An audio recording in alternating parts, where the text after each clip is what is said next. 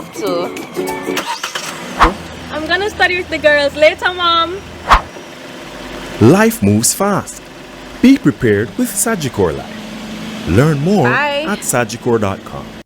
Every fire starts with a spark, a tiny glimmer of light that, if cultivated just right, has the chance to become something more. Within every spark lies something great. With guidance, resources, and encouragement, that spark can become a flame.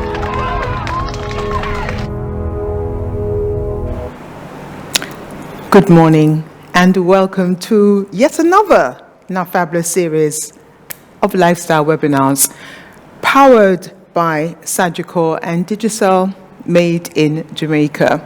My name is Novia MacDonald-White and I am super excited because, come Sunday, the orchids will arrive from, the children. That includes Nasha, who's on the panel, the real child and the adopted children and the godchildren. So we're all super excited come Sunday for Mother's Day.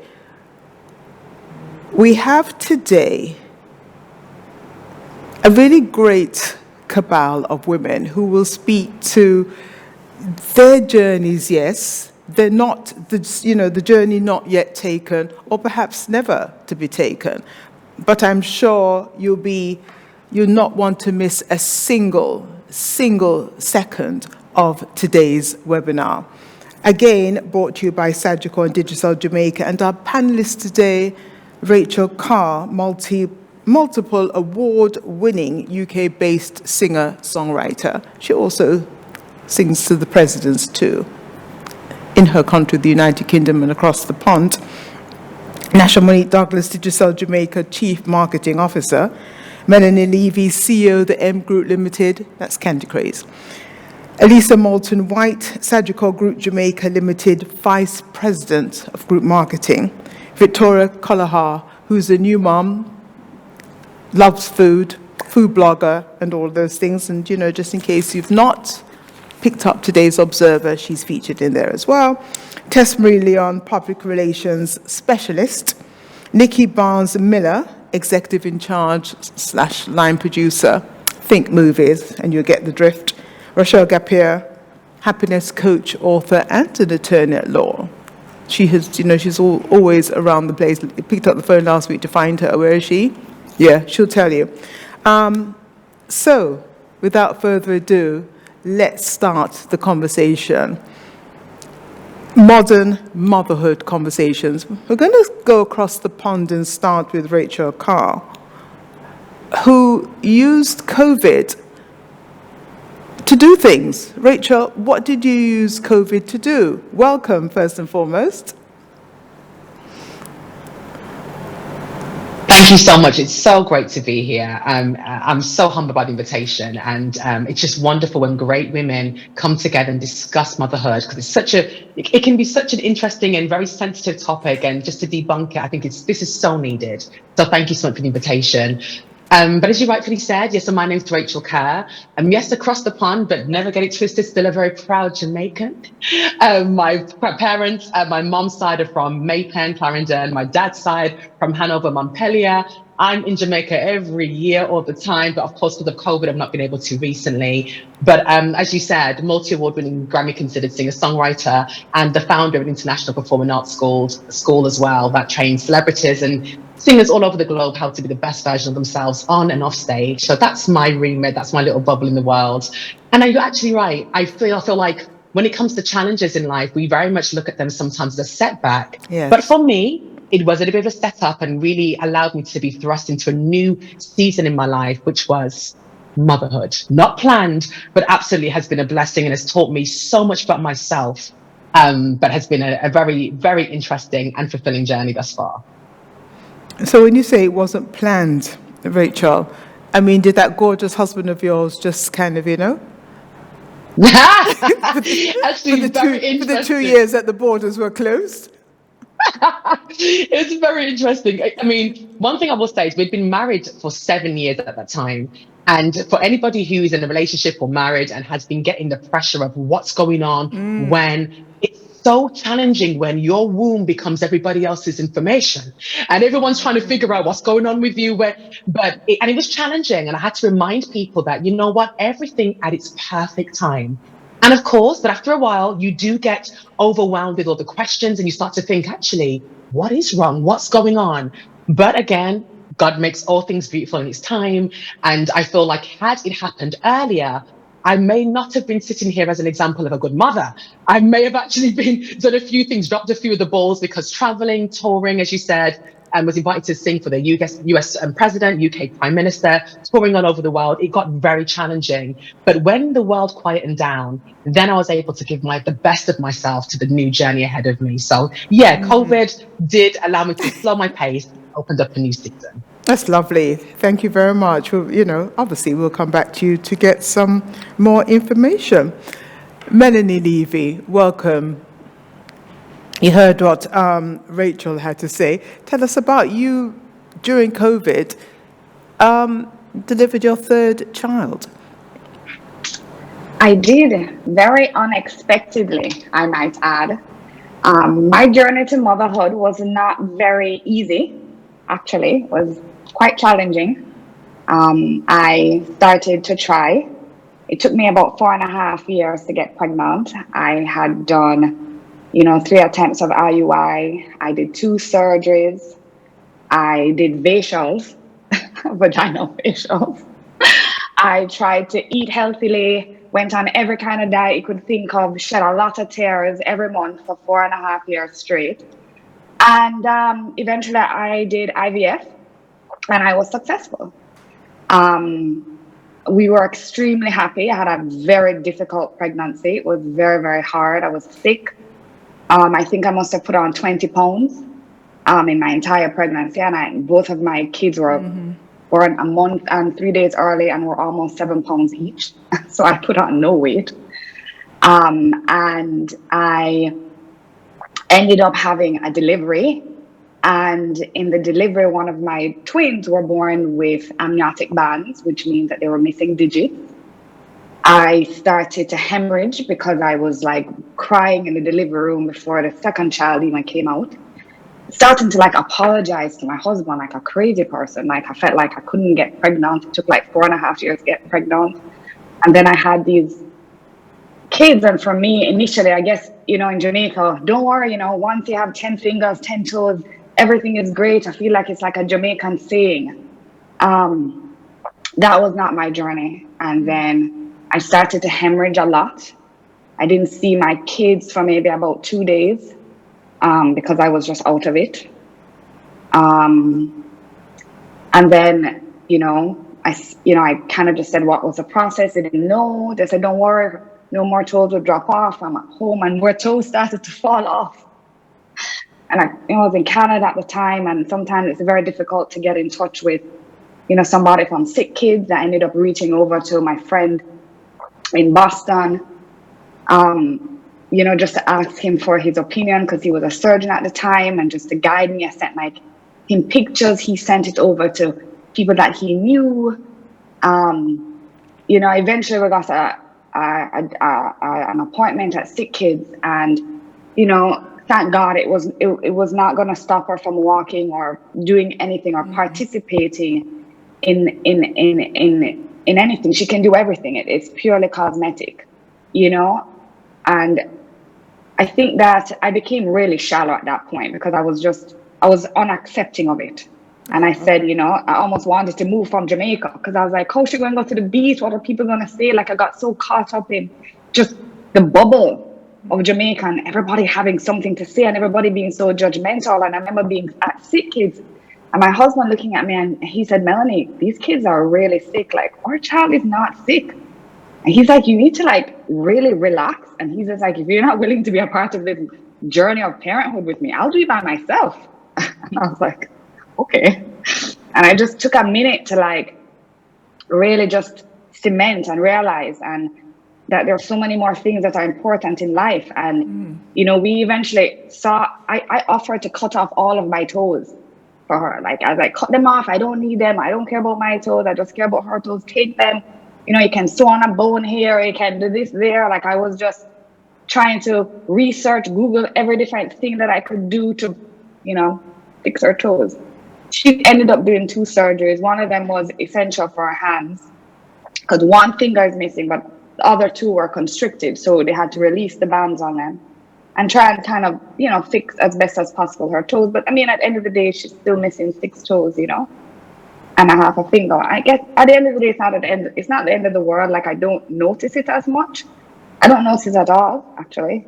And I think that I also never used to see myself as a very overly confident person. Like, I was always super self-conscious of what everyone else thought about me and what everybody else would think about me. And then I have to now navigate this new world of having a daughter that people might tease or say something to. And how do I give her the tools that she would need in order to be the best version of herself, in order to love herself for who she is, you know?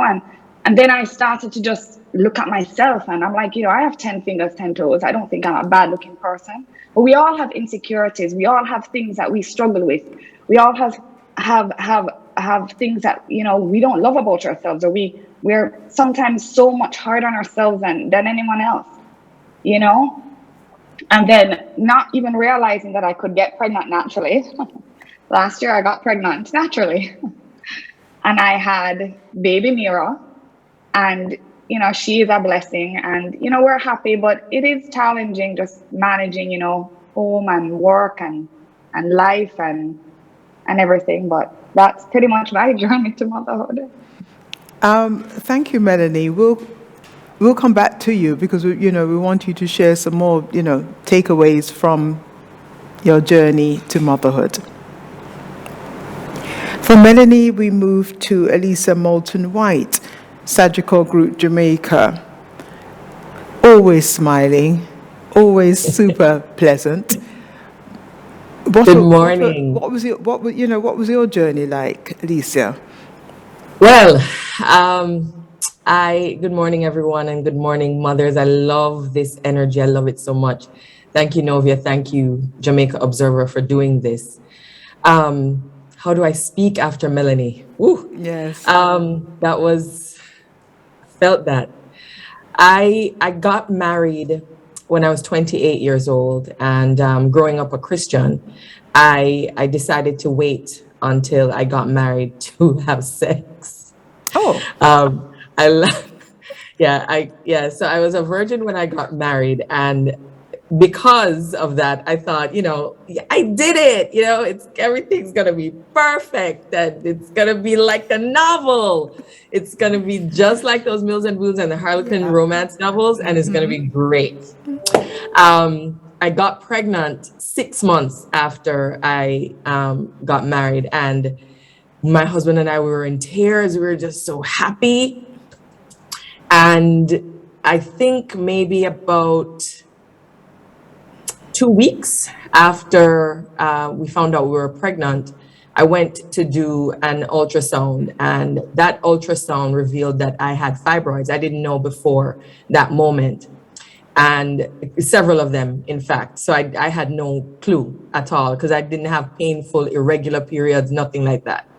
But I discovered that I had fibroids, and the doctor or the radiologist the bedside manner was awful. Okay. So you never know, say, I have fibroids. The way he behaved, I thought for sure, one, I'm going to die, and so is this child. About a month after that. So it was already tumultuous for us. And then about 4 weeks after that, I went to do the second ultrasound, just for, I think it's called dating or something like that. And we discovered that the baby didn't have a heartbeat. And in my mind, I didn't really wrap my mind around what that means, because you're pregnant, you have a child, that's it, that's the end. That's what's supposed to happen, especially when you've done everything you think that you're supposed to do. And so it broke us. We were completely broken, to the point that I decided, in order to do the DNC, I wanted to be put to sleep. I didn't want to have the memory at all about anything like it. And I was put to sleep, did the DNC, also traumatic, because when I was waking up, they brought the baby to me in a jar. And the nurse said I kept asking for my baby. So she brought the baby to me and said it really was very dead. These are the products of conception, really was very dead. Now, I honest to God, the depression that overtook me in the weeks after that were rough.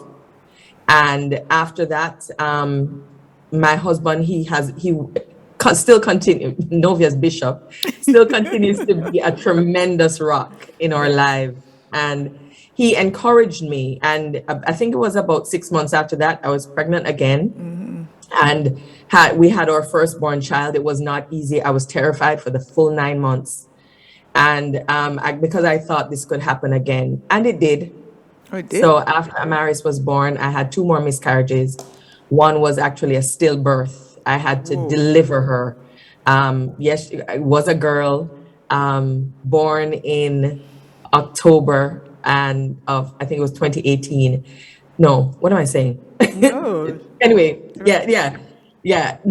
She's registered with the RGD, Faith Hope White, but she died maybe about 6 months intra-uterine.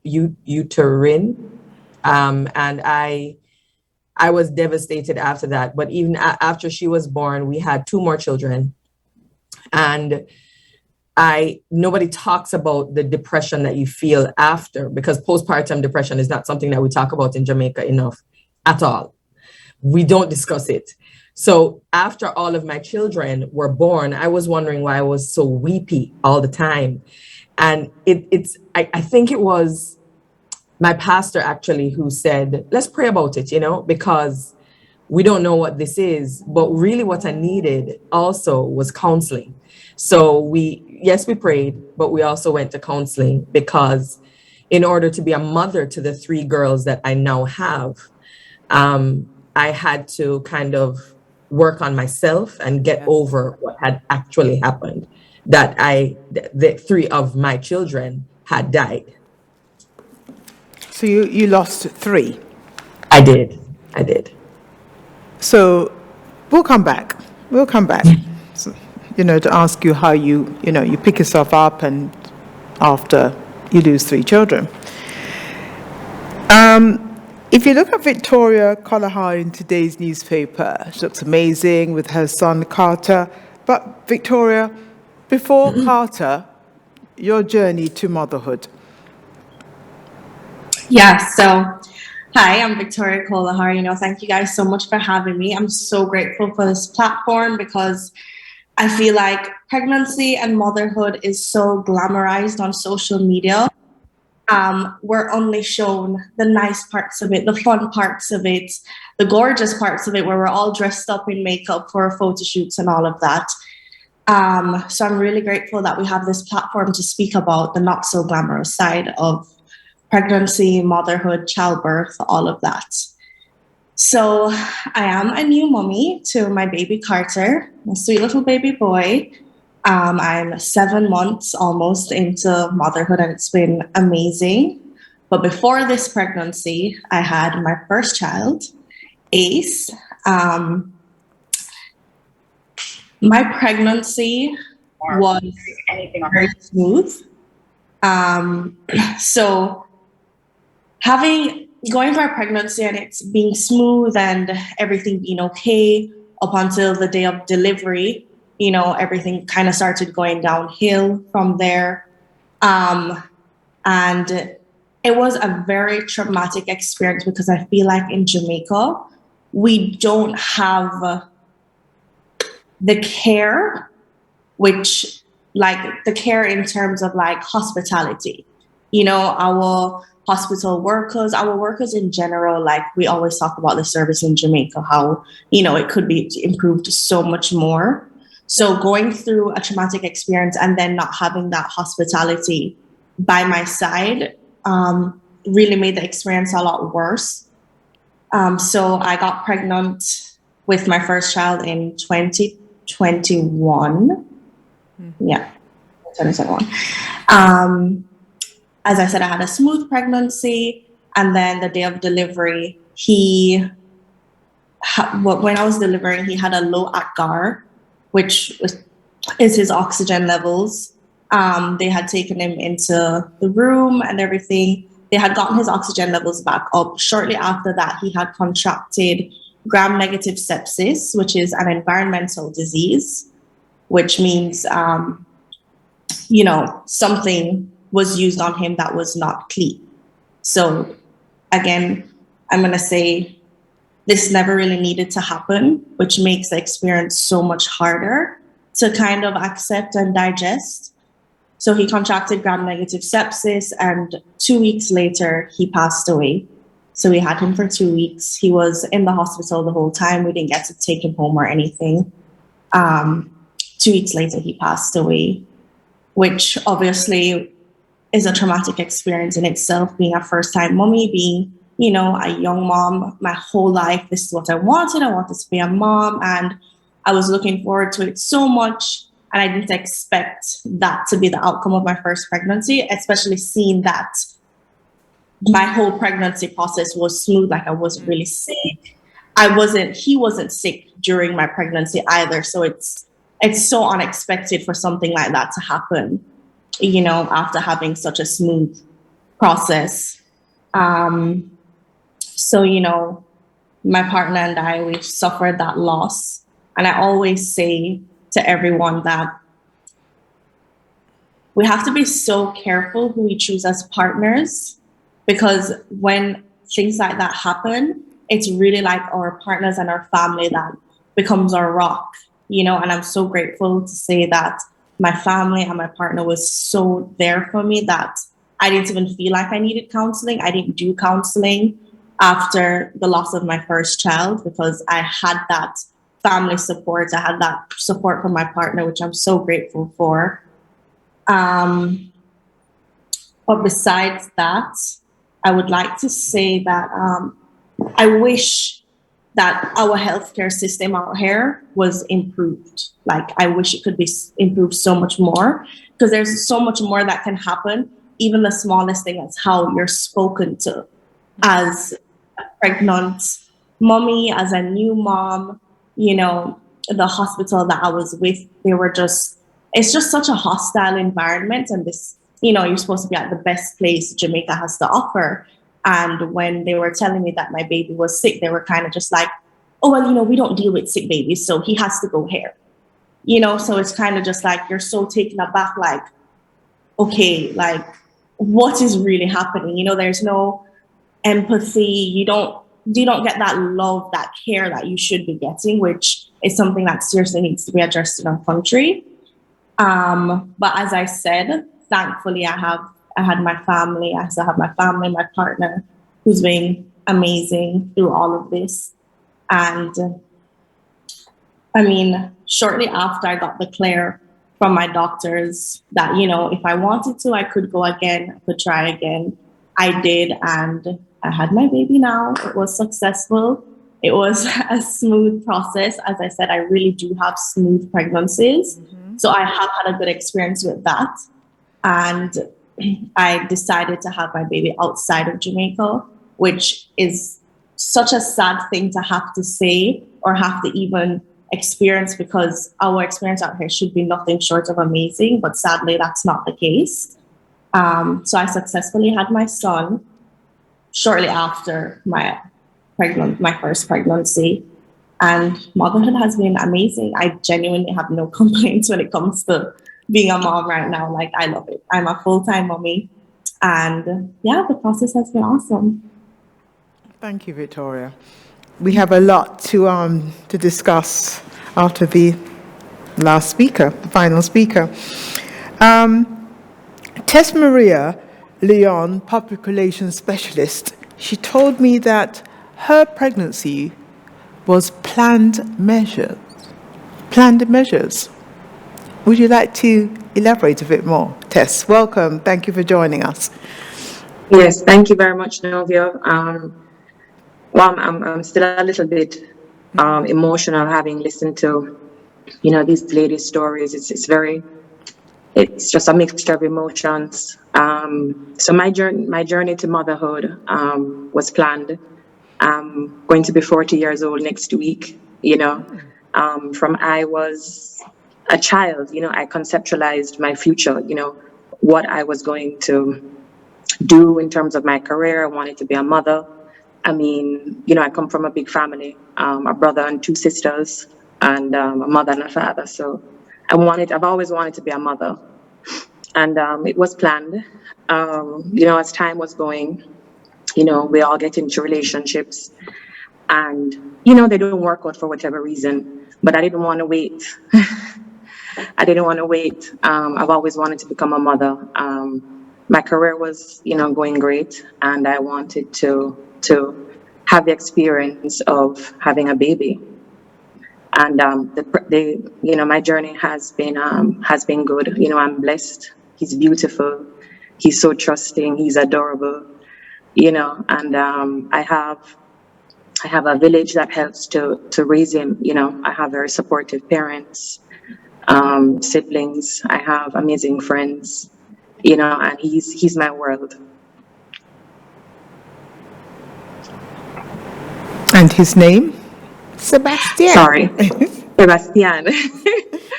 When Novia asked me, what is his name? And I said, Sebastian. And she said, oh, Sebastian. I said, no, his name is Sebastian Alejandro. Yeah. So, he does have Spanish background. But, for me, I planned my pregnancy. When we get so caught up in our careers, for me, having a family was important. I wanted to be a mother. Certain things did make much sense, made much sense to me. My career, as I said, was going great. But I just got tired of doing the same things over and over. And I wanted to experience life with, being pregnant. I wanted to raise a baby. I wanted to have a child, and he has changed my life completely. Everything that I do is for him. I've made some mistakes in the past, and I feel like he has kind of made me a better person, because he is, see him there, he has made me want to, work harder, develop stronger relationships with my family. I mean, we're close, but, he's my world, and I would be lost without him. Just the thought of anything happening to him, I'm sure as a mother, with everybody, that spoke about children, and, you think about your child, you want to keep them safe, you want to provide for them, you want to be a good parent, and there's this misconception that a child needs two parents, a child needs good parenting. Whether it's having the influence of a godfather, whether it's having the influence of a great male friend, he needs he needs strong parenting, and that strong parenting can come in the form of an aunt, a godmother, and you'd be surprised that sometimes that type of good parenting can come from a godfather, can come from an aunt. So, he has changed my life, and I'm very blessed to have him. Thank you for your share. Thank you. We go to Nikki Barnes-Miller. I love your story about how you knew you were pregnant, Nikki. Now, Nikki is one of the many godchildren, so we're happy to have Nikki, because when she's not, you hear from Nikki, well, she's in Australia, doing Oprah's program, or she's with Tyler Perry. God only knows where she is. I was actually shocked that she could actually pause long enough, to have a child. Nikki, how are you? I'm well, thanks. Please pardon me, I'm having a little bit of a cold here. Yeah, you told us but I am so grateful to be here, to be the likes of Miss Novia, the likes of the Jamaica Observer, and these beautiful women here, celebrating motherhood. A quick tribute also to all of our mothers who set the tone for us in one way or another. To be phenomenal women ourselves of this modern era, and what it is to be a mother in this new world, this world post-COVID, this world post BLM, a bunch of social awarenesses, and much more to come and to go. Yeah. So this is phenomenal to be here. My journey to motherhood was a little different.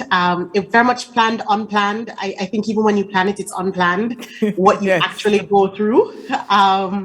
You know, I found out I was pregnant my first day working at Tyler Perry Studios, and I've always been a very career-driven woman.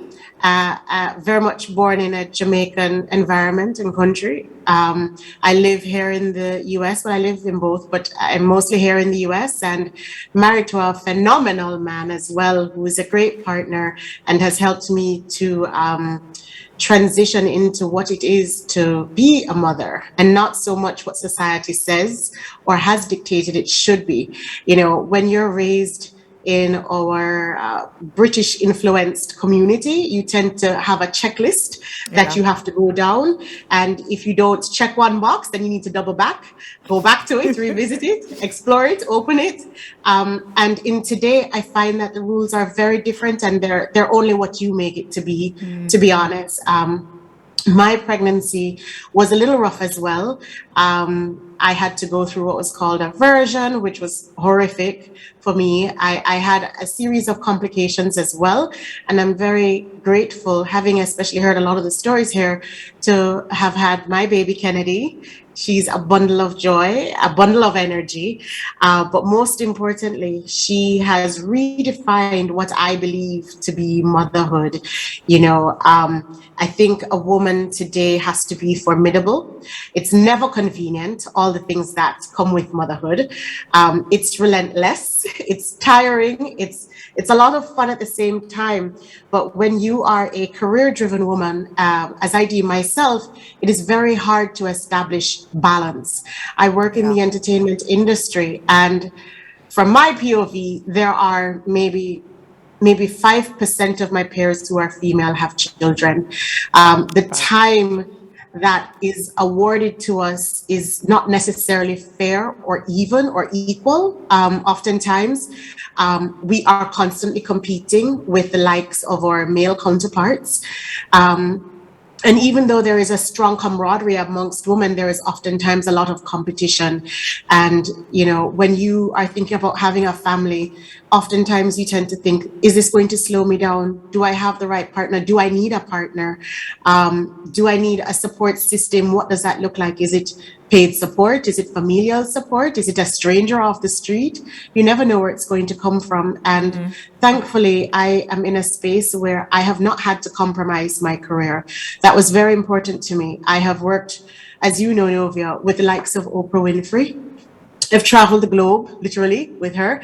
And learning I was pregnant and really sick on my first day at Tyler Perry Studios was very shattering and redefining. Everything I thought I needed to be and wanted to be at that moment changed. You know, I went through a series of struggles which can't be quantified to just paper.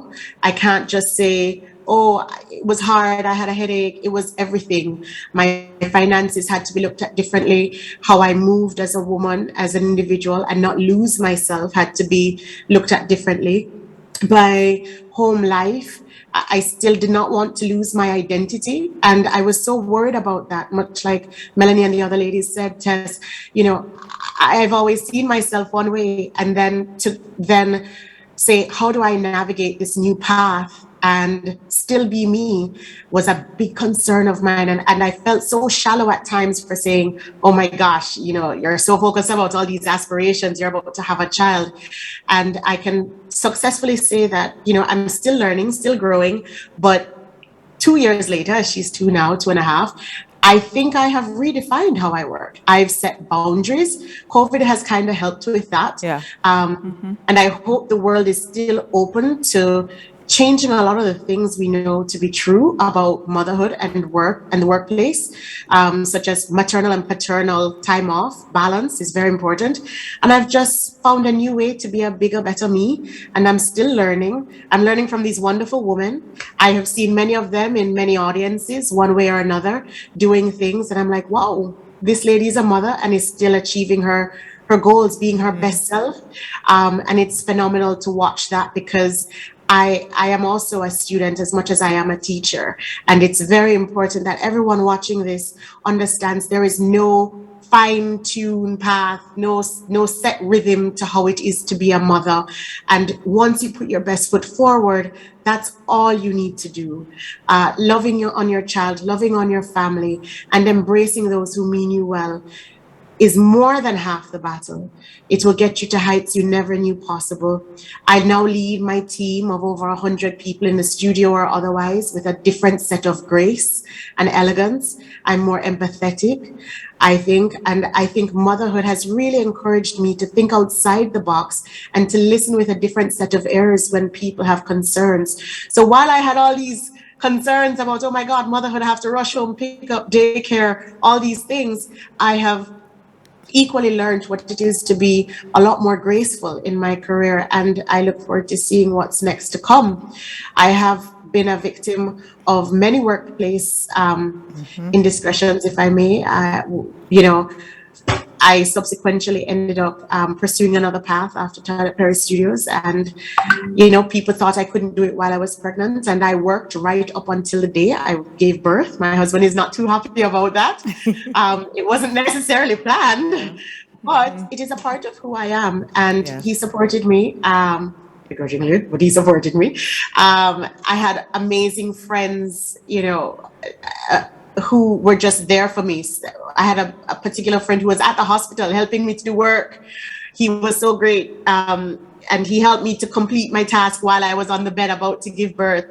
And, I've lost opportunities because I've had a child. I've lost being considered for positions because I am a mother and what people think I will not be able to do or to do. So all that to say, I'm here. I'm on this beautiful platform with so many wonderful women who have also inspired me, and I continue to rise to the top. I'm now the owner of my company, and I still work with the likes of the Bravo, the Viacom, all those companies. And even though I may have closed some doors, other doors have opened. Motherhood has been nothing short of a blessing, and I'm very grateful to be a mother. Thank you, Nikki. We won't discuss your ability to cook for Auntie Novia. Yes. So we move from Nikki to Nasha. It takes a village. And how many godchildren and how many adopted children do you have, Nasha? And you are a career woman. You've not decided yet what you're going to do, but one thing's for sure, as Nikki said, the balance. Nash. Okay, so thank you for having me, and thank you for putting me up amongst all of these amazing women. And I appreciate hearing all the stories, and I'm about to deliver something a little different. Yes. I'm sorry, I feel a little outnumbered. I am 43, so I woke up at 40 and I'm like, oh my God, I was supposed to have a child. And a big part of that conversation, there's a couple of things that run through my head as I was preparing for this, is one, how our doctors fail us. And that truth and that hard truth is not given to us at an early enough time to salvage the process. The other thing for me that has been the biggest conflict is that I don't know if I want to have a kid. And I almost feel like we were taught as little girls that is our purpose in life. And because as far as I can remember, I just remember a doll being put in my hand from before I could speak. And a dollhouse and, all of these things that showed me what a good mother is supposed to be. And I'm not saying, no, I'm not interested. I think for me at this stage of my life, it's my business. And a lot of people need to come out of my womb business. That's what I call it now, because you'd be surprised the amount of people who are inappropriate, who don't know you, and come up to you like, you're not going to have a kid. And I have to say, but I'm not married. And I thought that the Christian thing to do was to be married before you have one. But okay. But the other thing for me is I'm a part of many people's villages. And I've watched motherhood from so many different angles that it has now informed how I want to approach life, our own motherhood. So I did start the process of getting my eggs frozen. I have not completed it yet, but it's a process I've started. Because I said I at least want the option. I want the option of having my DNA in a little human if I choose to do this. And then the other thing is that I want time. I want time back. You know, this whole thing that the clock is supposed to be ticking so loud that I make really poor decisions around a partner. And I believe Victoria said it and Nikki said it about having an amazing partner. That's what I want. I want that other person in that child's life because I've been blessed with both parents. And I know what my father did for us. And whilst it may not appeal to everybody, it's something that's very important to me. And then the last piece of it is thank God for Gabrielle Union. Because I never ever said I wanted a child to come physically from me. And I wanted, and just to hear her story with Kavya, I'm like, it gives us options. You know, science and medicine has done that for us. It has given options to women who are aging out of the process. And so that's kind of where I'm at right now, is trying to figure out the next steps around this. I do have a very, very high-tempered career, and I love it. I'm never going to apologize for it. And I'm not sure who spoke about this, but it is a big part of my identity, my career, and I do not want to give it up. I've worked very, very hard for it, and I know it might sound selfish. I'm okay with being called selfish at this point of my life. I think when you hit 40, you stop caring what people think. And that's what happened to me. So being selfish, I'm okay with it because lots of sacrifices were made for me to garner the education that I've had. And I've gone through a lot through corporates throughout my entire career, not to see through and not to do the things that set my soul on fire. And I think it also benefits kids when you're passionate about something like your kids. I am an amazing godparent, I think. There's some room for improvement with some of them, but there's a lot of them. I'm also everybody's favorite auntie, or I'd like to say everybody's rich auntie is what my very youngest nephew says. He's like, you know, my rich auntie, you get everything you want. But what I love about my role in those kids' lives is that I am there when their parents, they're not getting through to their parents. Like I am the objective come in and, you know, that's me in the village. I'm objective, I am opinionated, I am fair, and I allow for these kids to have outlets. And I think that's important. And I think I learned a year ago from watching a friend who has a teenage daughter that your village is so incredibly important and it doesn't matter who it's made up of. That you cannot, parenthood, motherhood cannot be done in isolation. You will go crazy. And my last bit of learnings over the last few years is I love millennial moms because they were very honest about the process. I think that especially the generation before us lied. You know, this was all peaches and cream. Oh no, you don't feel pain, but you may feel pain. But when the baby comes out, everything is going to be great. No, it's not true. There's things like postpartum. It doesn't happen to all of us, but it does happen to some.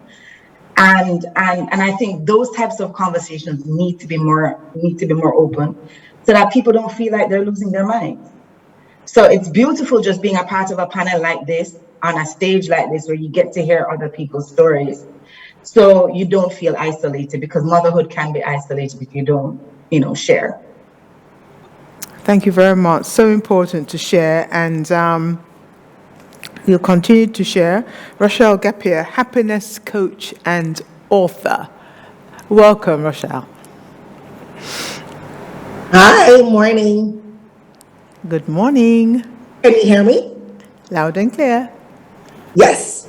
So perfect. Thank you so much, Novia, for having me. I am so grateful to be amongst these incredible women. They're amazing. Yes. Nasha, I'm so happy that I followed you, because similar to you, I don't have any children yet. I definitely want to become a mom one day. So I have a different perspective on the journey to motherhood. I will start by saying that, you know, when women stand in their truth, we liberate other women to do the same. So I applaud all of you for just being so vulnerable this morning. It's easy, as Victoria said, to look on social media and think, oh, it's just butterflies and rainbows, and so many people are suffering in silence because people aren't sharing their stories. Correct. And so for me, I am a 41-year-old woman. In 2020, I decided to freeze my eggs. And I'll just tell you a little bit about why I decided to take that route. And so I was raised in Jamaica. I live in Miami. I'm an attorney. And at 35 years old, I was in a long-term relationship. I was with my partner at that time for 5 years. And as the relationship was coming to an end, I remember the angst and the fear that I had. I was just like, oh my God, I'm 35 years old. If I leave now, will I be able to be a mom? And for like 2 months, I was crying every day for 2 months because the decision to walk away from that relationship, it just weighed so heavily on my spirit. And once I really got real with myself, I was just like, what is it about walking away this time? Why it is so hard? A couple years earlier, I'd walked away from a relationship, kind of similar circumstances. You know, my boyfriend at that time, he had done something that was very disrespectful to me. I packed up my stuff, I left, that was the end of the story. Fast forward 7 years later, I'm now 35 years old, and I'm like, who is this woman who is no longer brave, no longer courageous? Why am I sitting here deliberating over leaving this relationship when I know it's not right for me? And I remember thinking, well, maybe I could just have a baby for him and then just move on. Bad decision, right? And so I moved forward. I decided I would rather choose my happiness, choose my peace of mind, and just figure out another path to motherhood. Fast forward a couple years later, you know, I thought I would have met somebody in that time. I didn't. And I am somebody who goes to the OBGYN every single year on my birthday for my annual. I've been going for years. My OBGYN had never mentioned to me until I was maybe 37, oh, have you thought about freezing your eggs, right? And so I think, of course, that's a little bit too late. As Nasha said, some of our healthcare providers are failing us. And when I turned 38, I remember going to my dermatologist. And as I was sitting there, she had just come back from maternity leave, and she was a couple years older than me. She was well into her 40s. And I'd been seeing her for about 10 years. And I asked her, I said to her, you know, I don't want to be intrusive, but I want to know, you know, tell me more about your path to motherhood. And she said, Rochelle, how old are you? And I was like, I'm 38 now. And so she said, you need to freeze your eggs. And so I was just so taken aback, like, what? Why do I need to freeze my eggs? And so she said, I froze my eggs at 40 years old. I retrieved 4 eggs. And my son right now is the manifestation of one of those eggs, right? And so the only regret that she had was not going back to freeze more, to retrieve more eggs. And so she said to me, I understand that you believe in God. I know you're a Christian, and you'll try to talk yourself out of it saying, oh, if God wants you to have a baby, then God will make a way. She said, God also made science for a reason. And so the point of science and for God to give doctors the ability to give women options, that is where your power lies, right? And she said, at minimum, if you decide not to freeze your eggs, I want you to do the AMH test. Ladies, everybody watching, I had no clue what the AMH test was. Remember, I've been going to my OBGYN for now maybe 15, 16, 17 years. She had never mentioned that. So I asked her, I was like, what is the AMH test? And she said, oh, you know, it's a simple blood test that measures your ovarian reserves. I said, okay, say less. I left her office that day. I called my OBGYN. I asked her to call in the prescription. 2 weeks later, I was in the lab doing my AMH test, and I found out that my ovarian reserves were high, which means I was producing eggs at a high rate for a woman at my age.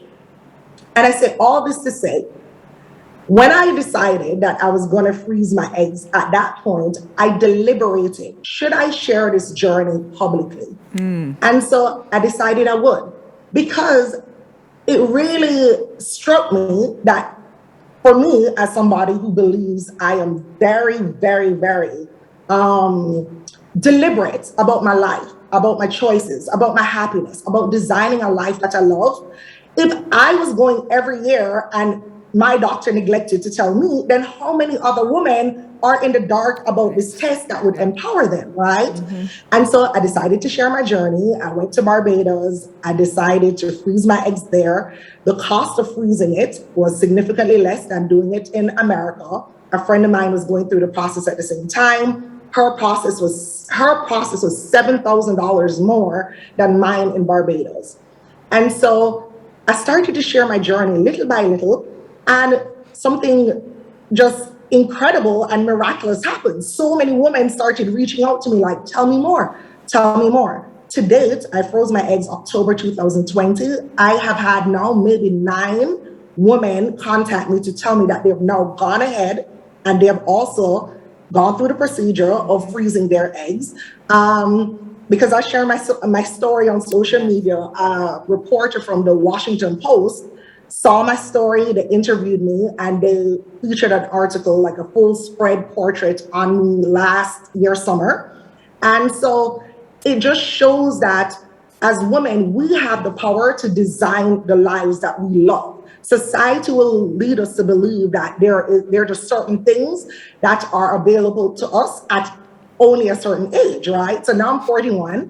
I retrieved 24 eggs. Of the 24 eggs, 19 of those eggs were viable. So I have 19 eggs sitting there waiting for me in Barbados.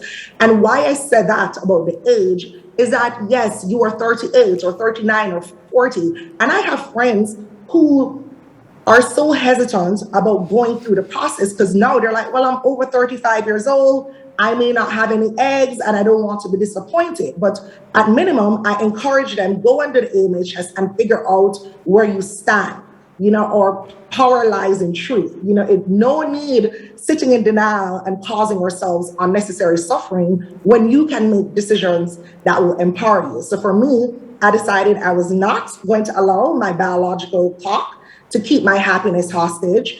And in the process, I decided I wanted to share my journey with other women so that they too would know that they can take different paths to motherhood. And so I've seen so many of my colleagues make bad decisions with the partner that they have chosen because they were operating from a place of fear. And when you make decisions from a place of fear and scarcity, more likely than not, it is going to be a bad decision. So I just believe in availing yourself with options, multiple options, and just operating from a place of abundance. So yeah, that's a little bit of my story. I don't know when I'll use the eggs. I'm still praying to find an incredible partner to have the nuclear family with. But in the same breath, I know it's important to me to be a mom. So if the day comes and I don't find a partner, it may be a different path. I may have to have the baby by myself, then get married in the future. But the fact is now I have the choice, and our happiness lies in the choices that we create for ourselves. So thank you for having me. And I'm so grateful to just be here on this platform to showcase and to share a little bit about my story. And, the sharing has been just absolutely amazing. Does anybody want to ask Rochelle a question? Any member of the panel?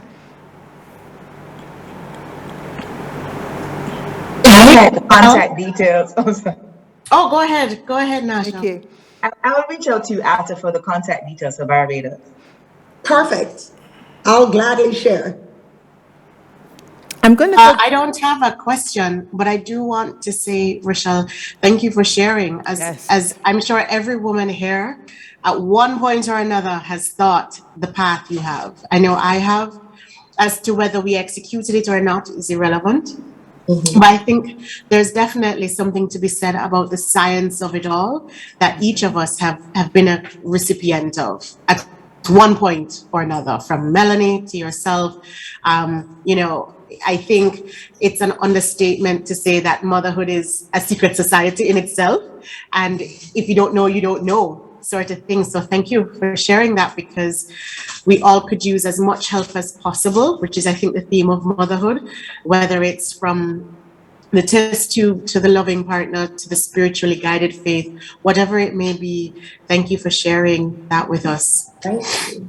Oh, absolutely. And, every single woman here, the power, as Rochelle just said, lies in truth. And of course, the power is in sharing, because Nasha said it best. I mean, you go to your OBGYN, you go for years, and the information is lacking.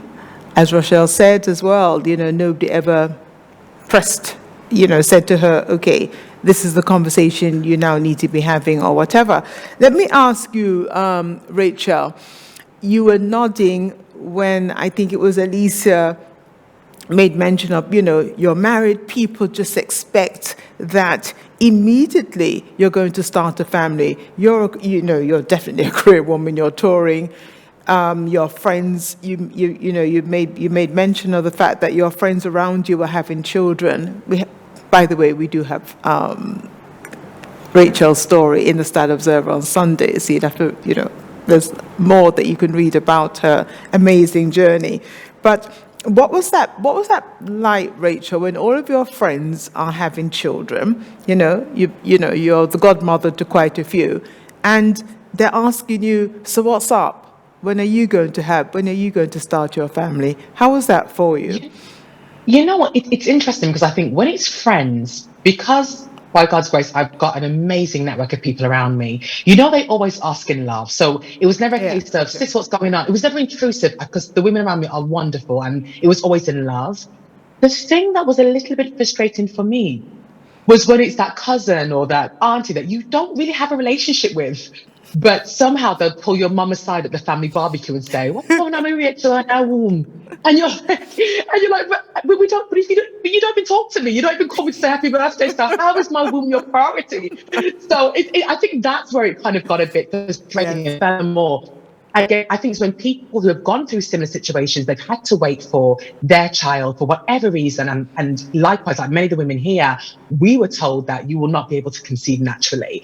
And when you get those words and then you have somebody who's actually gone through the same journey, still somehow forget what they went through, but still have the boldness to say, where's your child? I think there really just have to be, especially in our culture, an elevation of social intelligence where people realize that in actual fact, it's time to now start. Ooh.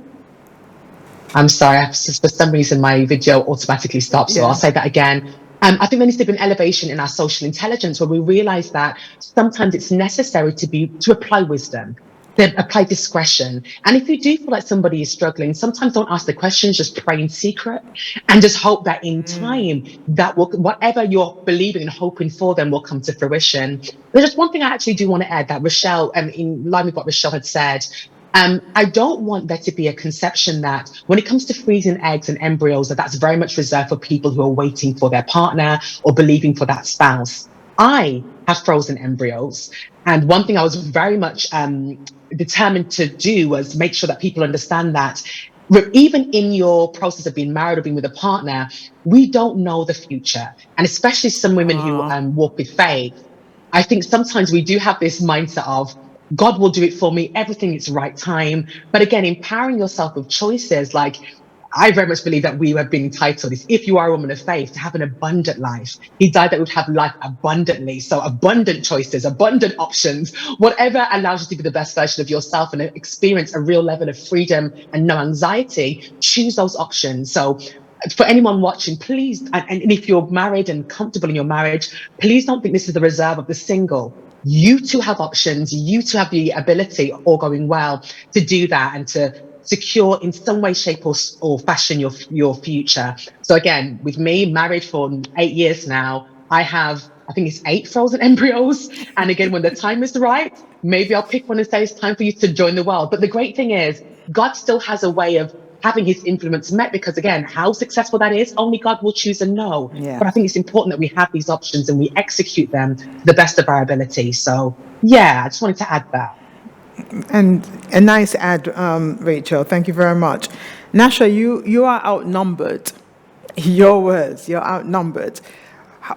What has been your takeaway thus far? From this session? Yes. I think for me, it's really that we have a gamut of choices. If we had this conversation even 5 or 10 years ago, I don't know if half of this would have been shared. And that is a fact. I don't know if I would have had, like, I'm literally writing notes from different things that you've all said, because I am going to go and explore them after, because I'm in that position now where I have to now decide on an action, right? So I've been jotting down little things as you're talking. It's going to help inform my way forward. I think it's a very serious decision to make in your life, and especially somebody who also, and as I said, completely values her career and her path. And so listening to the different options have opened up my mind a little bit to some things. And so I really do appreciate this conversation. But yes, I'm completely outnumbered, even in my team. Victoria, as the baby, as it were, in the group, and with how do you feel about the conversations that you've had? Because surely your conversation, as a result of your first loss with your peers who are 23, 24, how has that changed since the loss of your first child and the birth of Carter? So I'd like to say that, with my peers, they're all very mature. We're all mature ladies. And I feel like conversation changed I feel like it's mainly me. Like, I can enlighten my peers so much more, even with the smallest thing in their relationship they might be in now, or them wanting to just, maybe seeing that I'm pregnant and being like, oh, well, that, that looks so much fun. Like, I want to be pregnant too. Like, a baby's so much fun. And then I can enlighten them and be like, motherhood is amazing, but it comes with all these things. As I said earlier, the partner that you choose is so important when it comes to every aspect of motherhood. With the support, how that person is going to be with your child, how your morals correlate. All those things are so important when you think about having a child, or even thinking about the partner that you are with now, being in a serious committed relationship. I can say, okay, well, if you see a future with this person, do you see them being a dad to your kid? Do you see them being a good wife to your kid? Do you know what I mean? So I feel like conversations have changed more on my part. I've been able to educate way more and just let them know that even though we all expect to have this beautiful pregnancy, as I say, because it is glamorized on social media, this was my journey. I was healthy, but this was the outcome of what happened. So I can better help them to say, okay, well, I don't wish this upon anybody, of course, but just be prepared no matter what. You don't know what the outcome is going to be. As I said, I had a healthy pregnancy. I was healthy. My baby was healthy upon the day of delivery. So conversations have changed in that sense. And honestly, I'm grateful to be able to educate my friends like that. Like, I would have never imagined that I would go through that, but the fact that I did, I'm grateful in a sense to say, okay, well, guys, here's what happened to me, but look at me now. Like, I'm okay. It was hard. It was a traumatic situation, but I'm okay. I have a 7-month-old now, and he's amazing. He's healthy. He's completely perfect. I went through another pregnancy that, in the back of my mind, I did have it to think, okay, I wonder if maybe the outcome is going to be bad again. But I tried to stay so positive in my pregnancy. I tried to just have all the positive thoughts, manifest what I wanted the outcome of this pregnancy to be. I found that it brought me a lot closer to God. What happened in my first pregnancy, like, it made my faith so much stronger, even though in the time of things were happening in the first pregnancy, you're like, oh my God, like, God, why? Like, why is this happening? Obviously, we'll never get that answer, but God knows best. He knows why he did what he did, and I just have to trust that. So I'm just grateful to be able to enlighten all of my peers and anybody else who would ever want to speak about this or more information on, having loss and then having a successful pregnancy after. So that's how conversation has changed for me.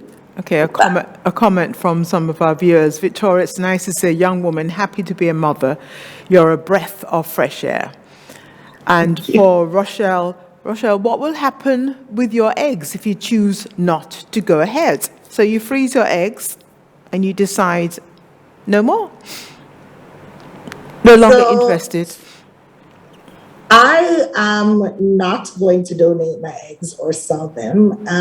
There's something about this whole 23andMe and people finding out about their siblings, through genetic testing that I have not made peace with yet, because at the end of the day, if you donate it or you sell it, you don't necessarily know who is going to purchase. So I think as being in motherhood. Sorry. I'm sorry. Hello? Yes, Yeah. go ahead, Okay. Rochelle, sorry. So yes, yeah. So I don't know who will buy or receive the eggs. And so there's just a part of me that's like, okay, well, that's my DNA. And I would just be so heartbroken if down the line, let's say I donate my eggs in 2 years, and then 18 years from now, this child reaches out to me and tells me about this very weird or not good life they're having. And so I need to come to terms with that whole process. For a minute, I thought about, well, if I die, I would want to will it, like my mom or my aunt, trusted advisors could then donate it to somebody who they believe would carry on my legacy. But the fertility clinic that I went to, they don't allow that. So that was the only the parameters that I was willing to work with, but they don't allow me to donate my eggs if I'm not alive. So yeah. A question for, can you just go down a bit for me, please? Nikki, this is for you. A question. Hey, Nikki, my fear is that I will lose out on opportunities for work if I have a kid, but I also feel like I'm going to miss out. I've been stuck here for a while. Any advice? Wow. I mean, that's a real question. I mean, Nasha alluded to it. It's funny. We think becoming a mother, because of what we've seen traditionally, historically, that it's a stone that lets us slow down. And yes, it does. Sometimes it's needed, though. For me, again, I found out I was pregnant the first day at the most, what I thought would be the height of my career, a phenomenal opportunity. I mean, I was now an executive at Tyler Perry Studios. What could be better? And day one, I walk into a meeting and I'm terribly sick, and everyone is like, oh, what's happening to her? It's day one. Fast forward a few years later, and I've received so many other blessings I didn't even think would be an option, including owning my own business, which has provided me a different type of freedom that I never truly thought I needed or would achieve. I would say in the same breath of being a mother and this tribute to mothers and what it is to be a mother is to go with your intuition. My parents provided me the means to be where I am. And I'm very grateful to both of them, my father, Patrick Barnes, and my mother, Dorothy Barnes, both of whom worked tirelessly, sacrificed a lot to get me where I am. So if there is anyone who can understand, and my husband and I, we talk about this all the time. He's like, would you want to be somewhere else? Did you see yourself further? And I am exactly where I need to be, above where I want to be, which is very different, but also very important and impactful.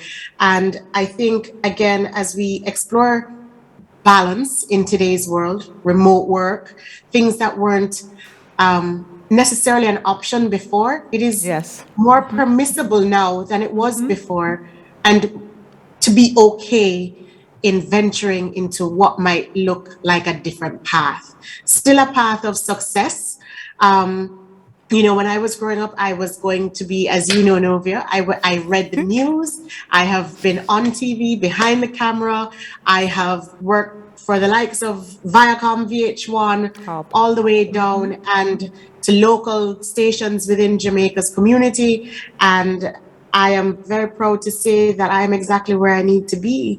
I'm sure I have much further to go, but to anyone watching and to the person who posed the question, step out on faith and faith in yourself, because women are so much more formidable than we think. We're a lot more strong. I mean, I'm sick today and I sound a little crazy, but you know, you muster the strength when you have a child. And there are all these memes online that say, you know, let's normalize having balance. Let's normalize, you know, reinventing ourselves. And if there was ever a time you could do it, it's your present, whenever that is. There's a lot of taboo still out there, a lot of cultural boundaries, but I think if you're up for the task, as most of my female peers on this panel are, you can do it. There is a village around you, and sometimes it's not the one you think. I come from a very close-knit set of friends, and most of them have children now. And, you know, I have a girlfriend who, her mother passed away many, many years ago. And I never once stopped to think, oh my God, what is that like for her? She didn't even have a mother to usher the way for her. Yeah. I had my mother. I have another friend who, her mom is there, but in another country. I have a friend who's had a child on her own.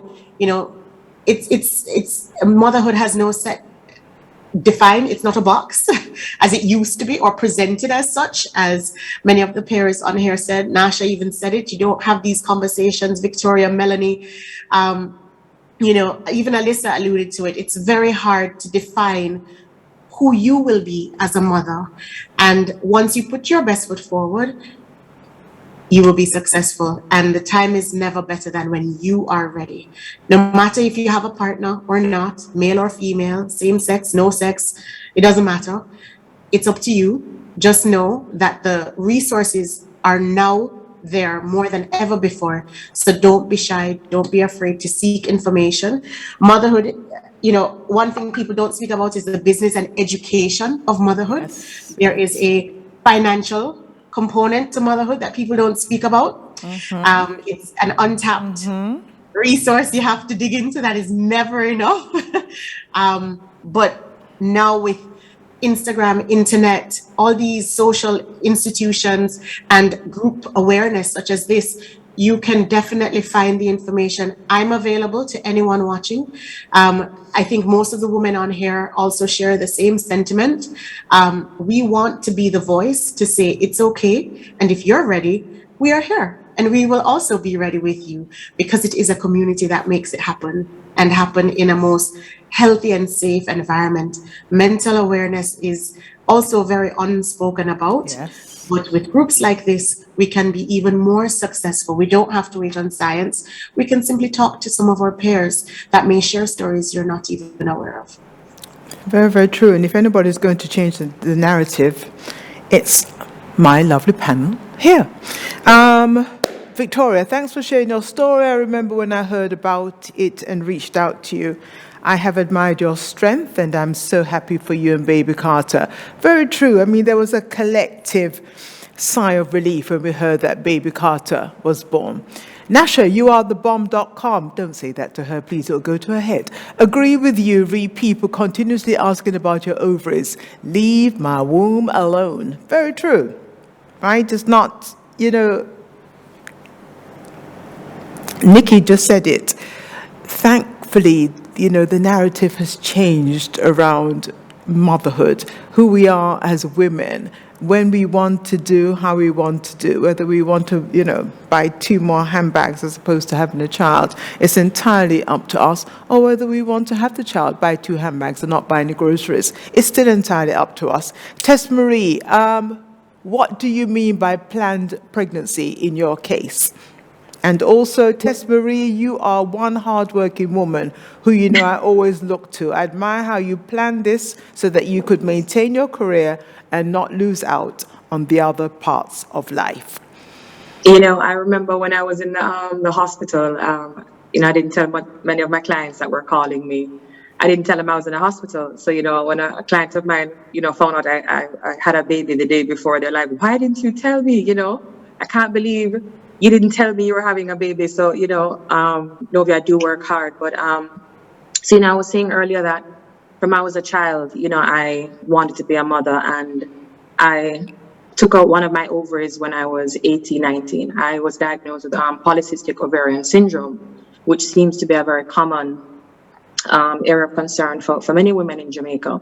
So I had one ovary. They took out one ovary, a fallopian tube, a large tumor, which was benign, and I think it was my appendix.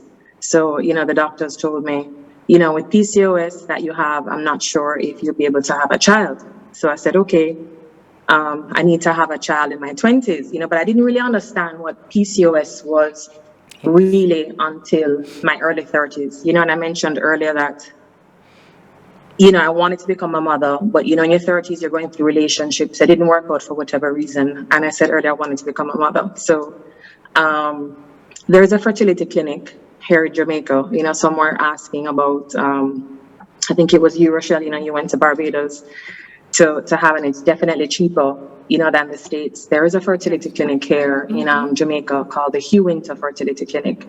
And I must tell you, the experience I had there was pretty amazing. The doctors were very well qualified. They were compassionate. I was nervous. And for me, the hardest decision to have a child alone is not the finances, it's not doing it alone, it's the decision to do it. So for me, I went and had my eggs taken out. I did the same test that Rochelle did. I think it was the AMH test you did, and I think my level was 7 or 8. I was very happy about that. And, all kind of emotions were running through my mind, am I going to do this alone? Melanie was saying earlier that sometimes society tends to judge you, in terms of the decisions you make as a mother. But, I prayed about it. I realized that I have a big village. Nikki Miller here, she's one of my best friends. She's a part of my village, and when I spoke to her about having a child and, my other close friends, my family, about making the decision to have a child, it wasn't the ideal part because obviously you want to have a father, these women here speak about having a father figure and, it made me emotional, so for a year, a good while, I don't know how long, but it was a couple months, a year, I was toying with the idea, should I do this? Should I do this alone? I want to have what would society say? But I said, it doesn't really matter. I want to become a mother, and I think Rochelle was saying it earlier, Nikki and Victoria was saying it earlier that, you have to have a good father figure for your, and a partner. A father, correct. And then you have many families, I'm sure many of us can share stories from friends, or what you read in the papers or what you see online or what you hear, at dinner talks, you hear of some men not being supportive, and the worst thing is to have a child with somebody who won't be there, absent, not being the father figure, to give values and principles and respect to your child. And for me, that was, running through my mind, I was in a relationship that didn't work out, and, in hindsight, when I think back, I'm kind of happy about the decision that I made now to have a child. And the support that I got has been awesome. So I went ahead, took my eggs out, froze it. I got, I think it was 7 or 8 embryos. Nikki, I remember you're one of the first persons I called, apart from my family knowing. And, I was more nervous more than ever, but I said, I want to become a mother, and it's the best decision I've ever made.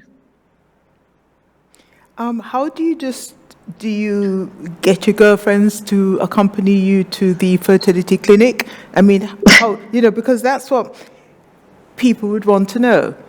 I can't even imagine that Nikki has grown up. She wouldn't. But, she didn't no follow comment. me. But no. do you get up, babe? Put your lipstick on, grab a coffee, and then say, okay, I'm going to the Hugh Winter Fertility Clinic today.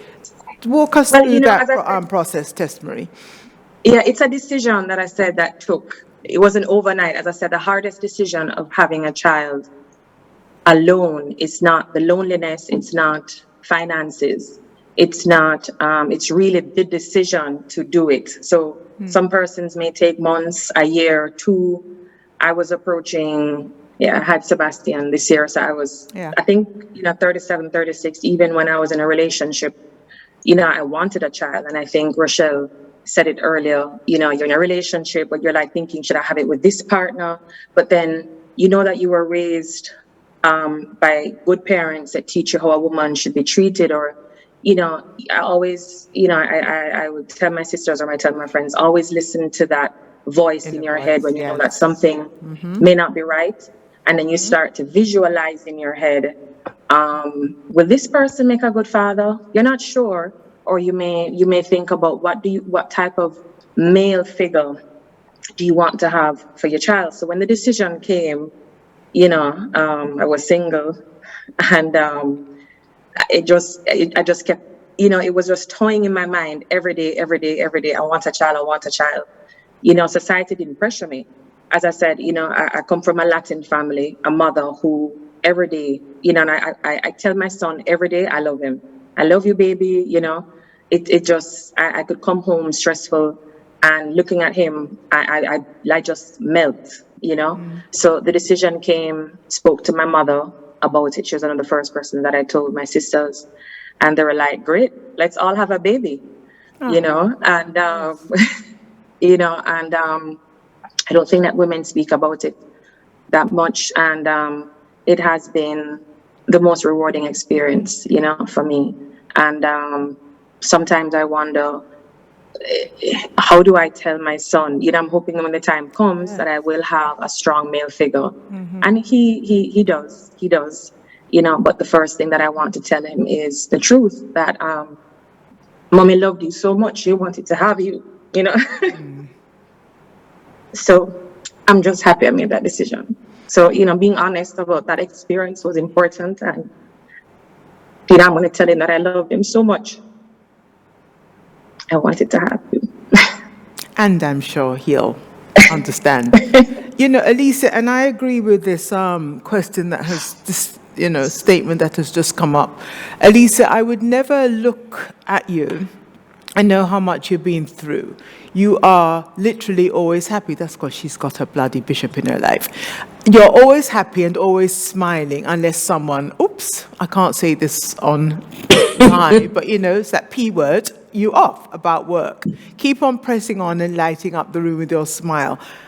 Very, very true. I mean, and also, Alicia, how do you pick yourself up, dust yourself off after 3 failed pregnancies? Well, the first, I know your faith is strong, and everybody else here speaks to that as well. But realistically, Well, I have to be honest. I was upset with God. Faith is strong, sure, but I was like, really? I did everything you told me to do. What is this? What is this? So I was upset. I was upset, but I was surrounded by people who would not let me be alone. And my mother, my aunt, I discovered, and my mother-in-law all had miscarriages. My mother-in-law had a miscarriage, and my husband had never heard until I had a miscarriage. And because we just don't talk about these things, yeah. Never. We just don't talk about it. I don't know what it is about Jamaicans. We'll talk about your womb. Yes. You should have. Yeah. But we won't talk about miscarriage. But I was surrounded by a lot of people and friends and family who checked on me, drank rum with me. Yes. Rum and wine. They surrounded me and helped me to get through a very, very difficult period. And also, when I had Amaris, my eldest, I wanted her to have a sister or brother. So I ended up having another child even after those other 2 miscarriages. And it was, I know a lady, for example, who had 8 miscarriages before she had her 1 child. And I know another lady who had 4 miscarriages, and she said she just could not do it again. So she adopted. So it was determination for me, for my girls or my first girl to have a sibling. And then funny enough, when I was pregnant for the third time, we talk about, I wish people would stop talking about people's womb as well. But another challenge I had is Eden, who is my last girl. Everybody wanted her to be a boy. And it was like major. I felt like I had to counsel people when I told them I'm having another girl.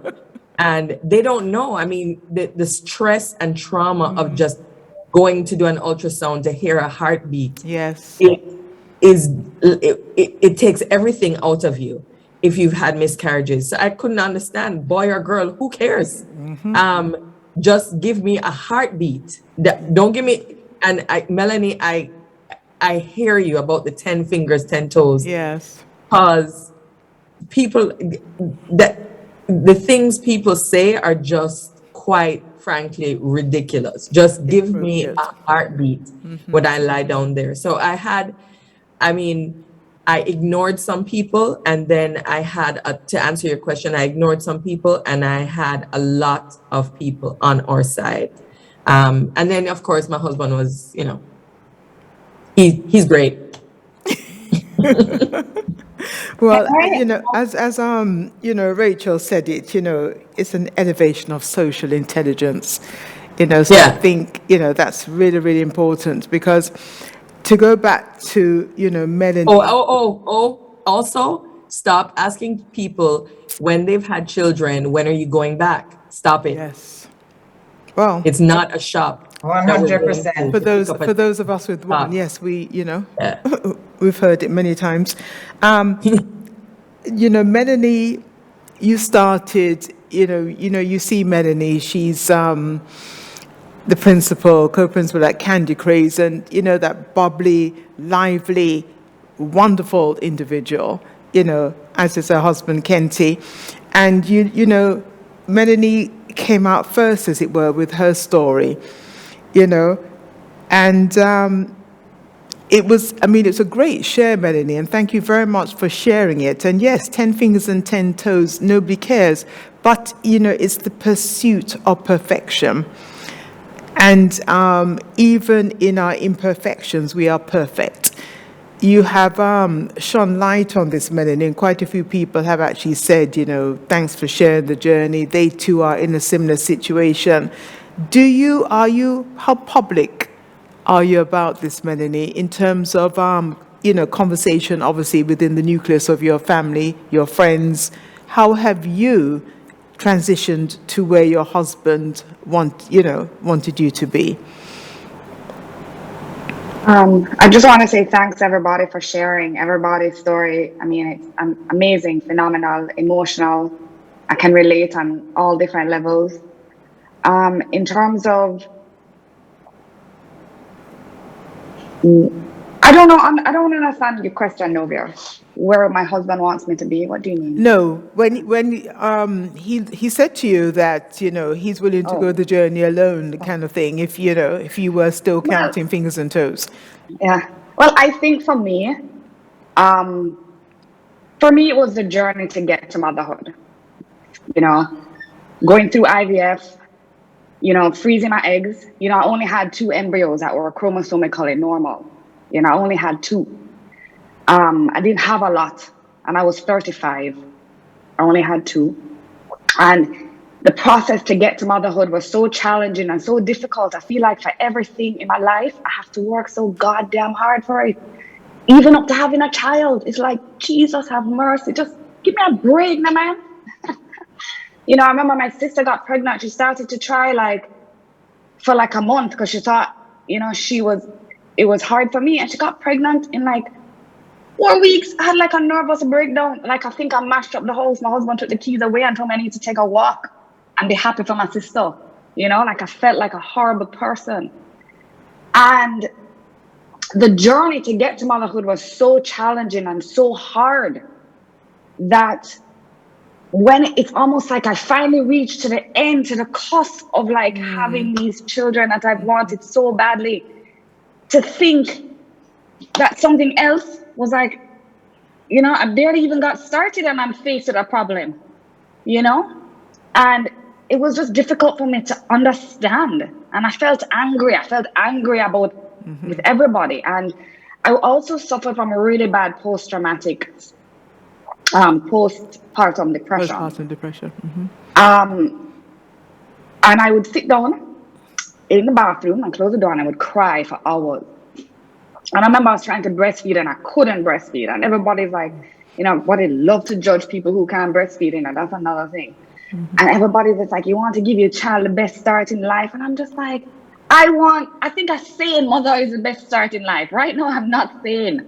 Like, I remember driving from the doctor's office crying for 45 minutes with my mother-in-law in Carr in Canada. I was just crying. Like, I was just sobbing. I was unconsolable. Like, and I know it might sound stupid and it might sound kind of shallow because it's like I went through this journey and finally I have 2 beautiful, healthy children. But for me, it was just more the journey to get to where I was.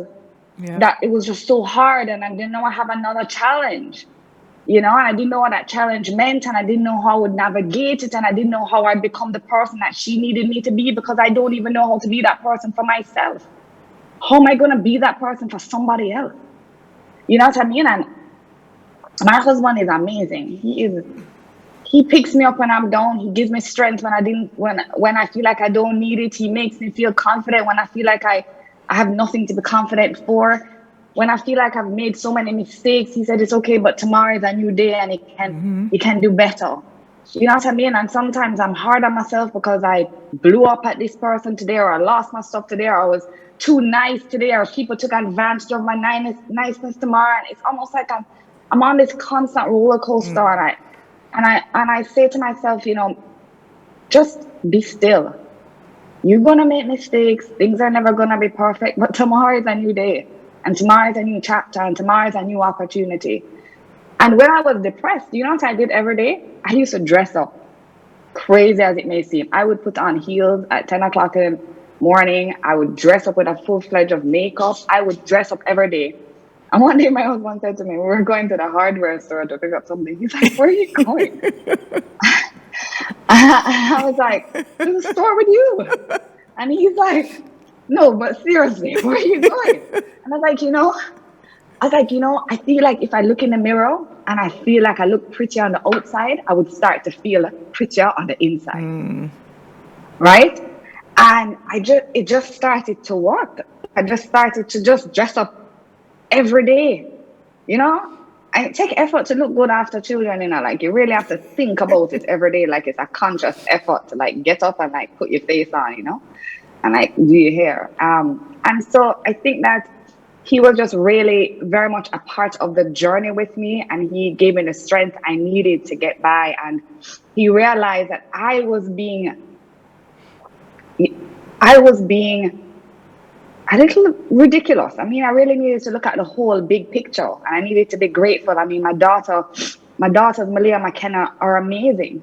You know what I mean? They're the biggest personalities you'd ever meet. They're phenomenal. And even not only with Malia, but McKenna, she had a bad tied tongue and some feeding issues too during the process. And it was just a really difficult time. And I just think that for him, you know, he's a quiet, he doesn't express his emotions the same way as me.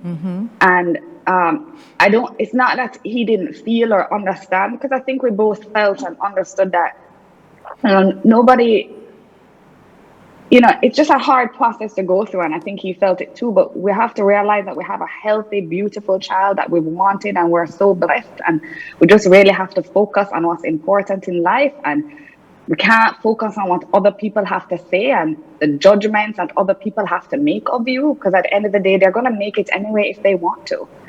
And those that want to be in your camp, that's great, and those that don't, that's okay too, you know. And how are you preparing your children, Melanie? Well, to be honest, you know, ever since they were born, I really wanted them to be more better than me. You know, every day, when I took them home from the hospital, I would do affirmations with them. So I would tell them every day that they are beautiful, and they think, I am pretty, I am enough, I am kind, I am brave, I am confident, I am beautiful just the way God made me. And we go through I'm a leader, you know, I really just wanted them not to feel like they lacked anything. And I wanted them to look in the mirror and get the strength from themselves. And every night before we go to bed, we read a story, they say their affirmations, and we do our prayers. And that is really how I buy every book about being different and about being born different. And I say to them, if somebody asks you about how you're born, just say, you know, if I was born this way, and if everybody was born the same, life would be boring. And that's true. Right. I said, nobody's the same. Nobody has the same hair, same complexion, same nose, the same nothing, you know? And to be honest, my daughter recently came to me and she said, Mommy, when is my finger going to grow back? So I said, it's not going to grow back. She said, what do you mean? I told my friend that it's going to grow back. So I said, but Malia, sweetheart, it's not going to grow back. I said, and then I started to I said, but it's okay to be different. To say you're beautiful just the way God made you. Mm-hmm. And then I started to explain my journey. And Kent is like, what are you doing? She can't understand that, right? And then I said to her, okay, Malia, just go back and say that this is the way God made you. It's not going to go back. You're beautiful just the way God made me. She's like, no, I'm not going to go back and say anything. So I'm like, all right, cool, no problem. And that was like the end of the conversation. That was the end of that. She's aware. Very good. Excellent. Powerful share. I think there's a question at the bottom for me. Can we just scroll up? Okay, I love this one. I suspect Nasha typed this one in. Novia, thanks for the conversation. Important and timely, and I love representation of the experiences and perspectives. The only person missing is someone who hates children. How can you hate children? The best, actually, what you mean is that you have to be a godmother or an auntie so that you can send them back at the end of the day. You can't hate children. How can you possibly hate children? But thanks for that. If you want to volunteer next time, you can come on. But you can't hate children. You can't hate children. Rachel, what is it like for you? And you know, I love the fact that you have also frozen your eggs, not because after 7 years you're leaving Mr. Right, but is it something that you spoke to a few girlfriends about? How did you decide that? On your own, yes, but you know. Yeah, no, absolutely. I think that's a great question. I think because we had to wait so long for our firstborn, you know, we just were very much aware that you can have your plans, you can have your ideas, you can have your prayers and your belief in your faith, but it's always good to exercise every option that you've been given. True. So I think because we had to wait so long, we thought, you know what, and just to kind of differentiate, there's two processes to it. So you can freeze your eggs, where what is frozen is just the female's contribution, and you can freeze your embryos, which would be the female contribution and the male contribution. So what I've frozen is my embryos. So there are all going well. When we decide to do it, there are embryos that the eggs already formed. There's actually a child there that's just waiting for implantation into a womb. So that they're just waiting there for when the time is right. But I think the main reason was, as I said, we have our plan. And I always encourage people to have their goals and to have their prayer points and to have their affirmations and what they want to happen. But in actual fact, sometimes character and wisdom and patience and so many beautiful things can be born out of sometimes the challenges when things aren't going to plan. As I said, it was a 7-year wait and it wasn't comfortable. And unfortunately, we weren't made to feel comfortable with the questions and people inquiring, and sometimes not from a bad place, from genuinely wanting to see a couple they love expand their legacy. But we knew enough to know, okay, we've waited this long for it, so all going well, we'll have our children. But should we have to wait again, and for whatever reason we don't want to have to make that wait, let's just have some insurances in place to make sure that hopefully is a smoother process in terms of timing. So it's just literally the fact we had to wait so long. We just thought, let's exercise our options and make sure that we do the best we can and just be responsible with all the information we've been given. Because I think I don't want anyone to walk away with this whole motherhood thing. It's so sensitive, and I think sometimes the biggest fear is regret. But I don't want everyone to have any regrets. I think you only regret the opportunities where you don't make the best decision with all the information you've been given. So I'll say to people, get all the information, the good, the bad, the ugly, soak it all in with no fear. Know what's out there for you, then make the decision. If for whatever reason that decision doesn't work out, at least you know, and you have the peace of mind to know, you know what? Maybe it didn't work out, but I did the best I could with all the information I was given. So you know what? I did my part. So that was just our way of doing that. Getting all the information, finding out this was an option for us, knowing we had to wait 7 years and just thinking, well, let's do it. It wasn't easy. The whole freezing, it's not an easy process. It's quite intrusive, but at the same time, it was just our way of doing the best we could with all the information we've been given. Alicia, you lost faith with God. Is it fully restored? I mean, we have to be honest here. Yes, I will say that sometimes God does say no, and that was a hard lesson for me to learn. I don't normally share this part, but faith did not develop properly in my womb, and that's why she died. I believe, based on what the nurses and doctors were saying, because I could not look at her when she was born after 36 hours of labor. Whoa. But when she was born, I realized, based on what the doctors and nurses were saying in the room, that she had some sort of deformity. I believe her stomach was growing on the outside of her. So there is a reason for everything, and there is a reason that God said no this time. There is strength that I have found. I'm a stronger person than I was 12 years ago before my first child was born. And I'm a stronger person now because of what I've been through. But I have learned that just because I receive a no from God doesn't mean that he has something against me and he's out to get me. So yes, my faith is still strong. Nikki, let me ask you this. You're in hospital and somebody's in hospital and you're working, Nikki. How does, that must have been a challenge for you, Nikki, a pampered, spoilt Jamaican child? Ooh, I don't know who that person is, but this child, it was very interesting.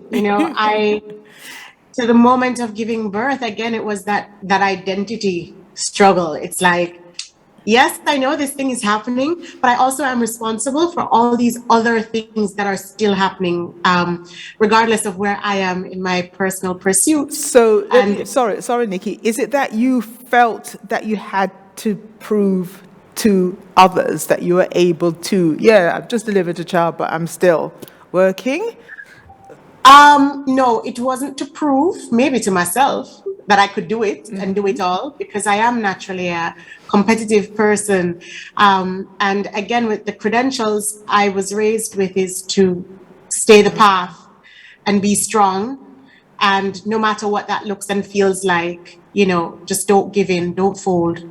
And my husband is equally of the same, but again, he was there to support.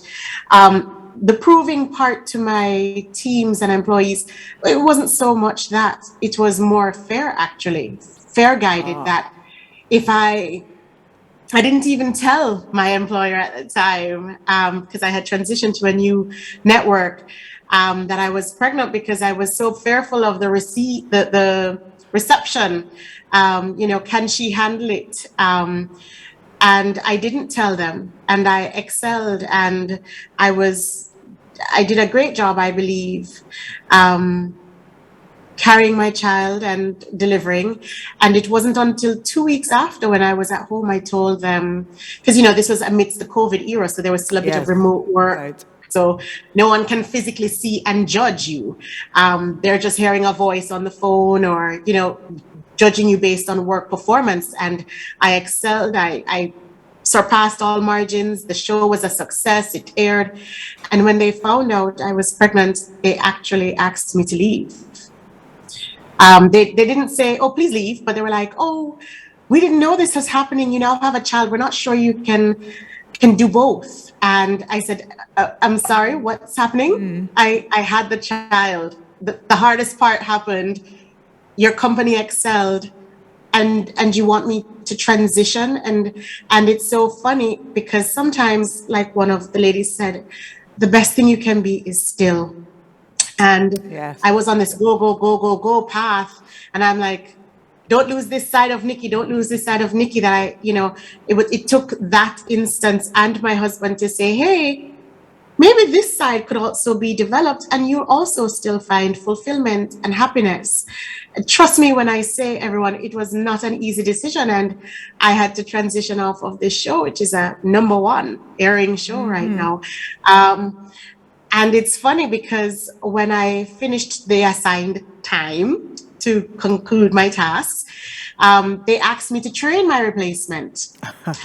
And then, yes, and then after they asked me to train my replacement, that replacement didn't work out. And 3 months later, they called me for a bigger and better opportunity with more money.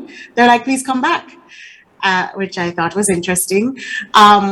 But it's funny how life can unfold in ways that you're not even thinking and seeing, and there are all these memes talking about if you're going through hell, keep going. Why stop there? Yeah. Just keep pushing forward, but not to forget to lose yourself. So I am personally pleased that I was able to manage, again with support of husband, my friend Cordell, my family. My mother was there with me. They couldn't find veins. I had to have a version. The version was unsuccessful. There were a number of things happening in that moment, and I was still able to hold on to a piece of me that I had believed for so long to be the only part of me, that having come through it now 2 years later, I can identify better what balance looks and feels like. And I'm able to make more informed decisions, even professionally, that do not align with my personal goals as well. It's important not to lose yourself. And I heard Melanie talking about, time. Time is so important, but what you do with that time is even more important. Yeah. And our contributions to each other, as Tess Marie mentioned, and I dare say Tess Marie because her mother is watching, it's important what you choose to do with your time. Could I do it all again? Would I do it the same way? Maybe not, considering the things that happened professionally, but maybe they led me to where I am, and I'm in a much better space personally. I'm in a much better space financially. I'm in a much better space all around than I ever thought I would be. I still have much more to go. I'm glad I was successful, and to myself more, I proved I could still do both and be successful. My husband reminds me fondly that we're not doing that again. Should we go again for a second child? But he's my center. He reminds me, he's like, hey, knock, knock, knock, don't forget about this side of things. And again, I have a phenomenal community. And I may not know many of the women on here, but in one way or another, I've seen many of you before. And you've been such a light to me that you don't even realize your reach. So keep going, I guess. It was hard, but I kept going. And I hope that time affords me the opportunity to do this again. And I may cross other obstacles that are unforeseen. And I hope to have the grace and God's will to keep going. Just keep going. I think that's important, just to keep going. And we have, as women, kept going for generations, armed with a little more knowledge now than perhaps before, but still knowledge that is, the fact is there's knowledge. But as Rochelle said, it's knowledge that we're not sharing enough and not talking about enough. So I'm going to ask each member of our distinguished panel to just wrap up. Rochelle, I'm doing it the other way around this time. So Rochelle, happiness coach and author, final words from you. And it doesn't have to be 30 seconds, just take your time. Yeah, so I will just leave with this. We have the power to create the lives that we want. Each person's journey is different. And to just have the courage, be brave, to be true to yourself. society has a way of telling us or trying to dictate our movements as a woman. Even just today, this morning, America, we're all in an uproar because of the leaked Supreme Court decision that may now have a federally banned mandate on abortions, right? And so everywhere we turn as women, people are telling us how we should conduct ourselves and how we should handle our body and the choices that we should make. And I think if we are all bold and if we are really honest about our journeys and be true to ourselves, then not only are we giving the example to our friends or colleagues, but also the younger generation to say that it doesn't always have to be one way. And, I think Melanie said it, if we're all like blooming at the same time or all look the same, then the world would be boring, right? So I would just challenge every person who's listening, even men, just be honest about who you are and show up in your full truth. And that is where your power lies. So happiness is about being true to you. It is your personal responsibility. And whether you want to be a mom or whether you don't want to be a mother, it is your choice and you are enough. You are enough, you are whole, you're beautiful, exactly as you are. But the world needs you at your best, and your best is being your true, authentic self. Thanks, Rochelle. Thanks, Rochelle. Nasha. For me, let me just say, Rochelle, blessed be the fruit, so that's where your country is going right now. Rich Auntie Nasha. But I think for me, and clearly I'm not a mother, so this is coming from a completely different perspective. I just don't feel it should be self-sacrificing. I believe that as women, we're entitled to our own dreams, our own visions of our life, our own journey. And I think if it means something to you, you need to fight for it. We now have tools. We now have a lot of resources. We have education. We're all opening up. This is the start to a great conversation for many people. And we should fight for what we want. Absolutely. So the self-sacrificing piece about let me give up my career or let me give up doing this or my passion, I don't think that's fair to you. And I've seen the effects on that on older women, so the generation that has come before us. And it's not a good place. It's not a happy place. And that's not how I personally want to go out.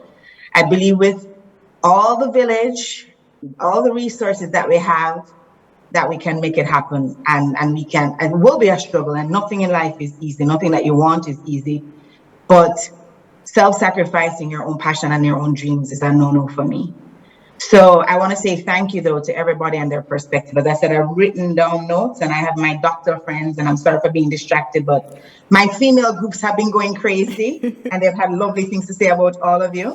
But my doctor friends and who are actually OBGYNs are like, okay, let's have a real and open conversation with you about this, because I've had the spectrum, right? I've had the ones who want me to have kids, and so that's how they're informing it. And I think that was it repelled me. I was like, I felt way too much pressure. And so now they're more open to, let us say, okay, let's put the facts in front of you and have that discussion about how you move forward. And I don't think it could have happened at a more timely place in my life, but without having this conversation. So thanks for having me, Observer and Novia. And ladies, thank you so much for sharing. It's so important.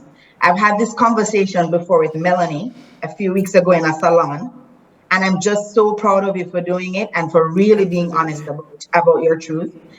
Tess would have started the journey for me when we had drinks a few years ago, right? Just telling me what she never had to. She never had to meet me for a business meeting because she supports me as my PR agency, and then completely divert into telling me the journey that she's on. We weren't friends like that, so she never had to share that. So I'm really grateful that she did, because she actually kick-started my own self conversation and journey on this process. So thank you, guys. Nikki.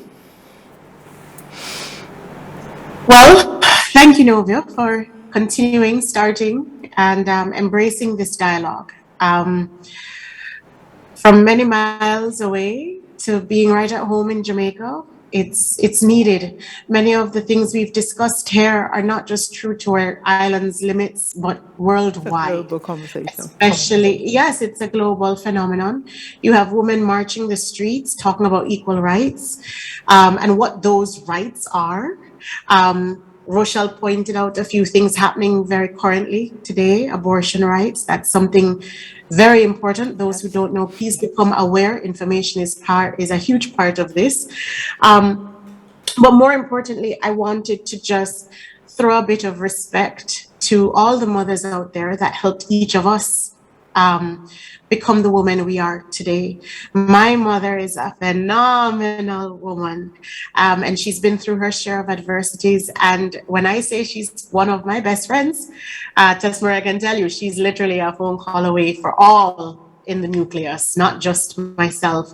And for that, I wanted to just take a moment to acknowledge each of our mothers, whether they're here or not. Many of them have passed on, or many of them may not be present, but we got here because of you, so thank you.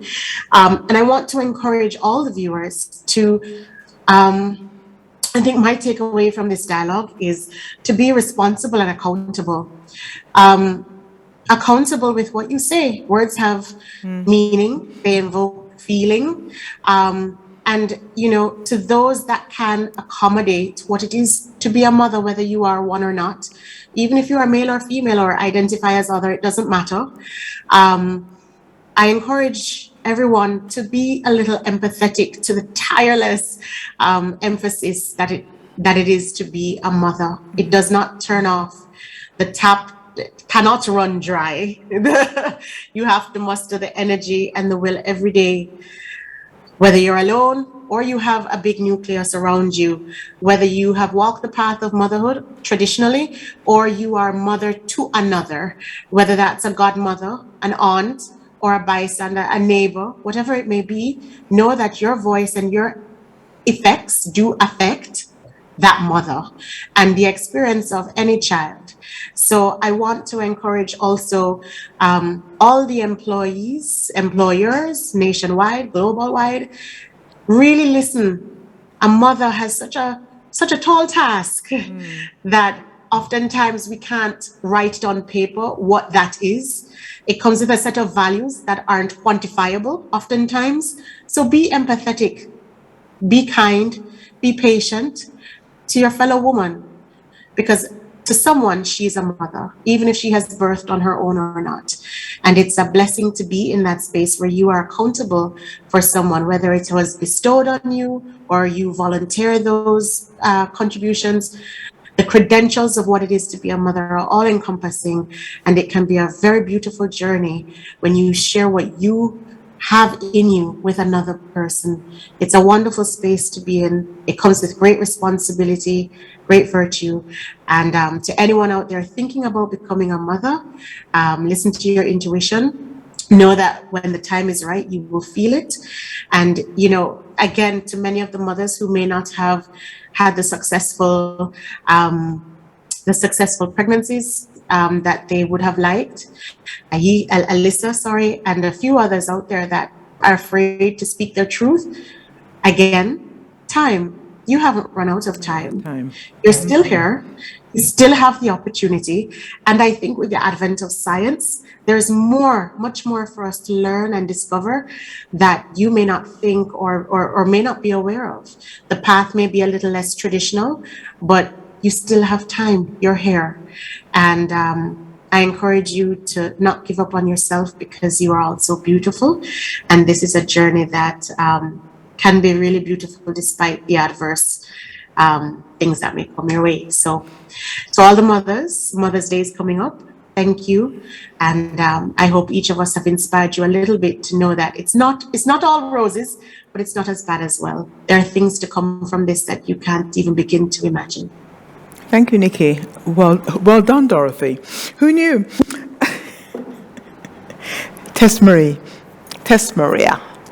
Thank you, Novia. I would say to anyone, any female out there that, you know, is at an age to have a child, go ahead and do it. You know, many of us, and I get asked the question, right now I see my phone, you know, a couple of messages asking, you know, please give me information about this fertility clinic. So any woman out there that wants to have a child, don't sacrifice your desires and your dreams and your hopes because you might be in a relationship and your partner does not want one. I think many a times, and many women that I speak with that are in relationships, Don't sacrifice what you want because you're trying to please your partner. At the end of the day, if you want a child and that's your ultimate desire, as I said, the hardest decision about having a child alone, it's not the loneliness, it's not the can I possibly do it, it's the decision to do it. So I would say to any woman, once you're able to have a child, speak with your doctor. If you have a strong support system like I do, I have an amazing mother. She loves her grandson. You know, I have a village. I emphasize upon if you want to have a child, go ahead and do it. Don't sacrifice your happiness, your desires, because your partner does not want to have one. I would say that, you know, you might not be equally yoked. So, you know, if you want to have a child, go ahead and do it. Single, have a child. With your partner, go ahead and have a child. But I would say to any woman out there, fulfill your dreams, fulfill your desires. Speak to your doctor, and once you have a strong family support, a village, anything is possible. And the last thing I would say is pray about it. Thank you, Novio. Thank you, ladies. Thank you. Victoria? Yeah, so I wanted to touch on something Alicia had said earlier when you asked her about, you know, her loss and her coping with it and her faith. And she had mentioned, you know, like even just drinking rum with her friends, or, you know, I want to say as just people, not even only women, that we really have to be so empathetic towards each other. And at the end of the day, just be nice. Like it takes nothing to just be a nice person. And I said to one of my friends, you know, until you're in a certain situation and you're in something that's happening, you're not going to know how you respond to it. You're not going to know how your partner responds to it. You're not going to know the emotions that come out of whatever is happening to you until you're experiencing it and until it's happening to you. So I remember when everything had just happened with my first pregnancy, you know, I was obviously in a really dark place, and I kind of went about it just being home and like being sad and whatever. And my partner said to me, you know, like, just come out, just let's go have a drink. And I kind of said, like, no, like, are you crazy? Like, how could I ever, like, you know, go have a drink when all of this is happening? And he was like, just trust me, like, just have a drink with me, like, let's free your mind just a little bit. And, you know, I was so against it, but he forced me to do it until I did it. And I was just like, wow, like, I needed that so much that I had no clue how much I needed that. And I remember, like, I had posted being out with him and, you know, having a drink, and I was judged so heavily for doing that. Like, everybody was like, oh my God, like, how could she do that? Why is she out right now? Clearly she doesn't care. Like, just the worst things were said just because I went out to have a drink after going through the most traumatic thing, you know? And obviously that doesn't feel good, but at the end of the day, like, that did so much for me. You know, I felt so, it was such a sense of relief. Like, it was just that, even if it was just a minute of my mind being free, it was so worth it. You know, so it's just, you don't know what people are going through. So just be a nice person. It takes nothing to be nice.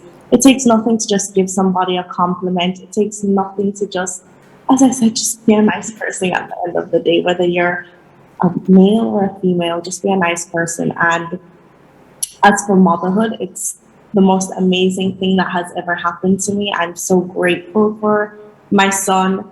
My first experience has made me so much stronger. It's one of those things that when you're in a relationship, it either makes or breaks your relationship. And thankfully, it made our relationship so much stronger, you know, and it brought out so much faith in us, you know. So I would definitely say, if you're a mom who has experienced loss, that there is light at the end of the tunnel, and not to give up if it is something that you want to keep pursuing. As all these ladies have shared, there's so much routes for it to happen. So I would definitely say, you know, keep having faith, keep praying about it, because prayers work. Prayers really, really work, and everything in its own time. And yeah, just have faith and be strong. Thank you. Alicia. Thank you very much, Novia, for exploring this different side of motherhood and all its various facets. My final words I believe very strongly that as mothers and as women, we're being held to some really high standards, and no one holds us to higher standards than we do for ourselves. True. And I really, really want to encourage women who are here now and anybody watching, give yourself a break sometimes. Stop putting time limits on yourselves. Things are different. There are many things that you can do with your life. Ignore those people who say that you have to, must, or you'll die. Find balance in your life. Balance between motherhood or work-life balance, whatever it's called these days, is a myth. What you do have, though, are choices that you make. Yes. Choice. You choose if you're going to sports day. You choose if you're going to be at work that day. You choose if you're working late. And you choose whether or not you're going to be the one to create the crazy hat for Crazy Hat Day, or you're going to ask Auntie Nasha to do it because you just can't. It's a choice that we have. Stop pressuring yourself to be the perfect mother. There's some, like, where this standard came from, I'm not sure. Also, our generation is different from my mother's generation and her mother's generation. And we have to start to forge our own path so that our daughters don't face the same kind of stress that we did. We have to change the conversation, and we have to open the conversation more, which is why this is so cool to be talking about fibroids and miscarriage and freezing embryos and eggs. Didn't even know the difference till today, actually, by the way.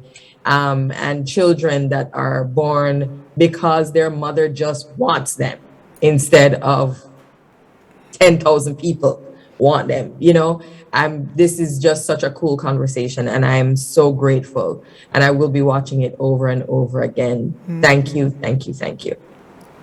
Thank you, Melanie.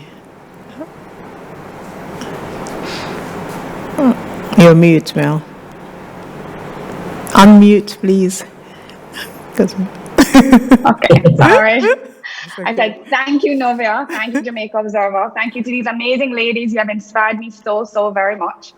I just really want people not to be ashamed of their struggles. You know, I didn't even get into this part, but I actually had I did a myomectomy because I had fibroids and endometriosis, which that actually started my journey into IVF. But I just want people not to be afraid to talk about it. It's okay. A lot of people are struggling, and it's okay to struggle. You get support, and it helps you to move forward and to find out new opportunities and new ways of doing things, and, you know, thinking outside the box, or thinking of doing things that maybe you didn't have the courage to do before. I find that a lot of people don't want to talk about it. It's a taboo conversation. I'm not sure why. Even amongst my peers or my friends, you know, a lot of people have come to me and spoken to me because I've shared my story, but nobody really wants to share theirs, and nobody really wants anybody to know that they struggle. And a lot of people are struggling, and I just want to put it out there that it's okay to struggle, and you'll get through it. You just need a team. You need a support system, and you might find support in people that are unexpected to you.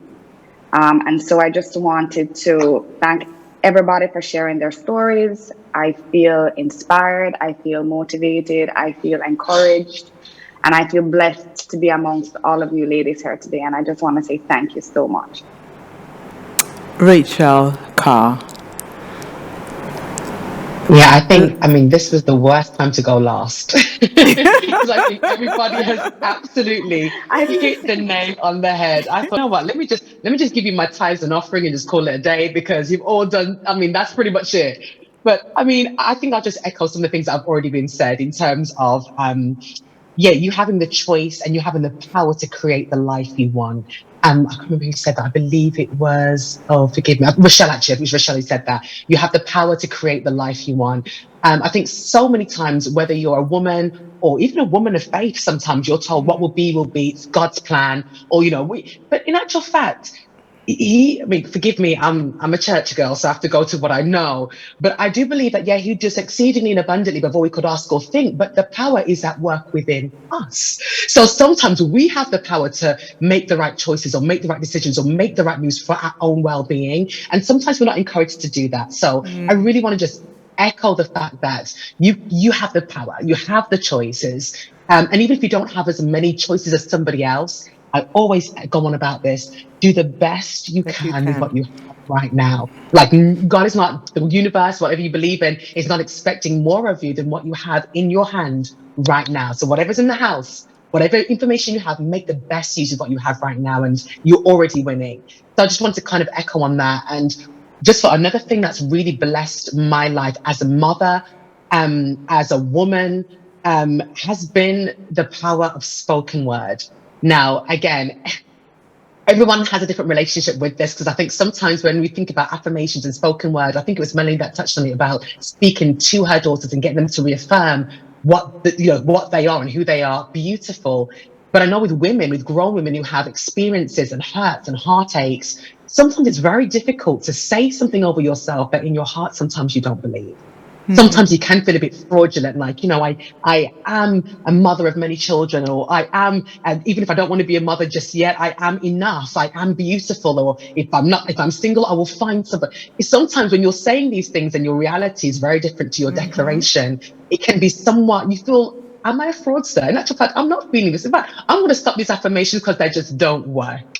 However, I do really just want to put a caveat to that and just encourage people with the power of spoken word. And again, I'm sorry to go here, but I have to just be me. Is it okay to just be me? I gotta be me.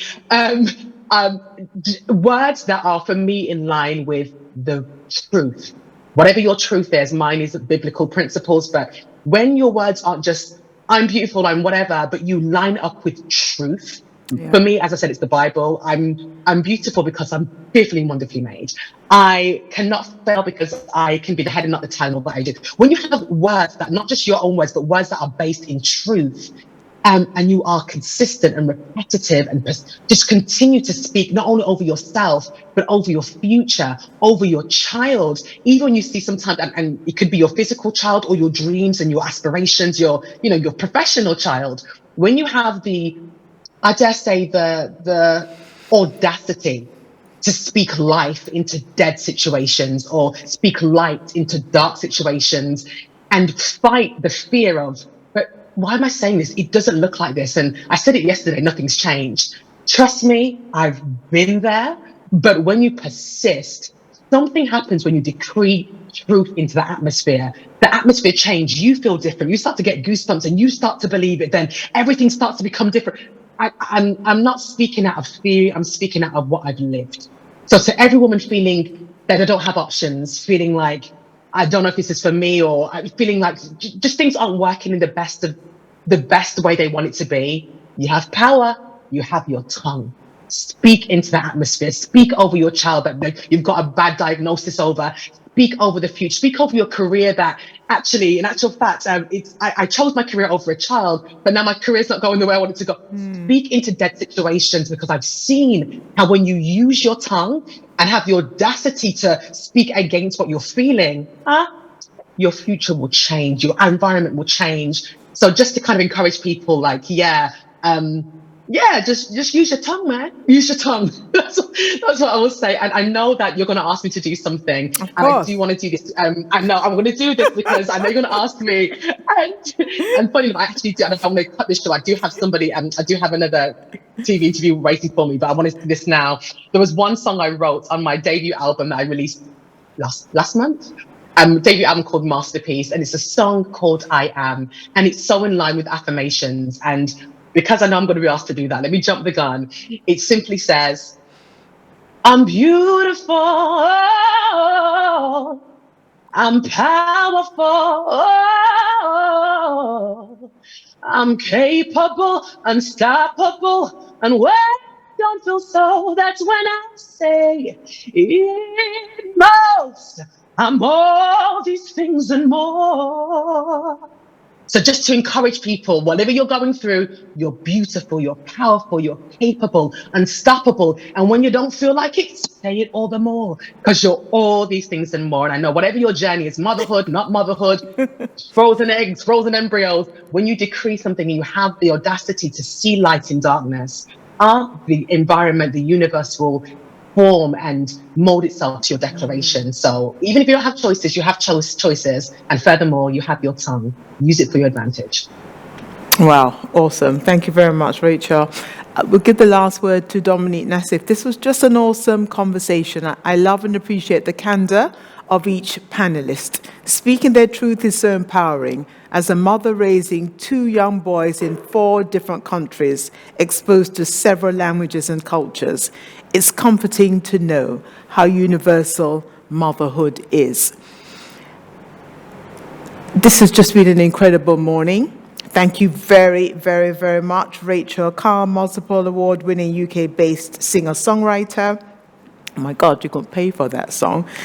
Nasha Monique Douglas, Digital Jamaica Chief Marketing Officer. Rochelle Gapier, Happiness Coach and Author. Nikki Barnes-Miller, Executive in Charge, Line Producer. Tess Marie Leon, Public Relations Specialist. Melanie Levy, CEO, The M Group Limited. Victoria Kalahar, New Mom. Alicia Moulton-White, Sagicor Group Jamaica Limited, Vice President of Group Marketing.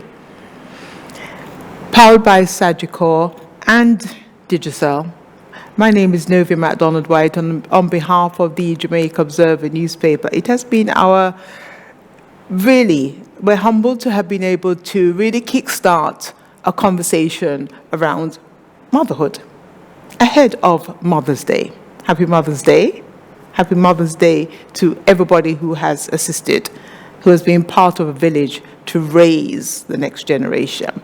And I certainly feel and know that this conversation will help us.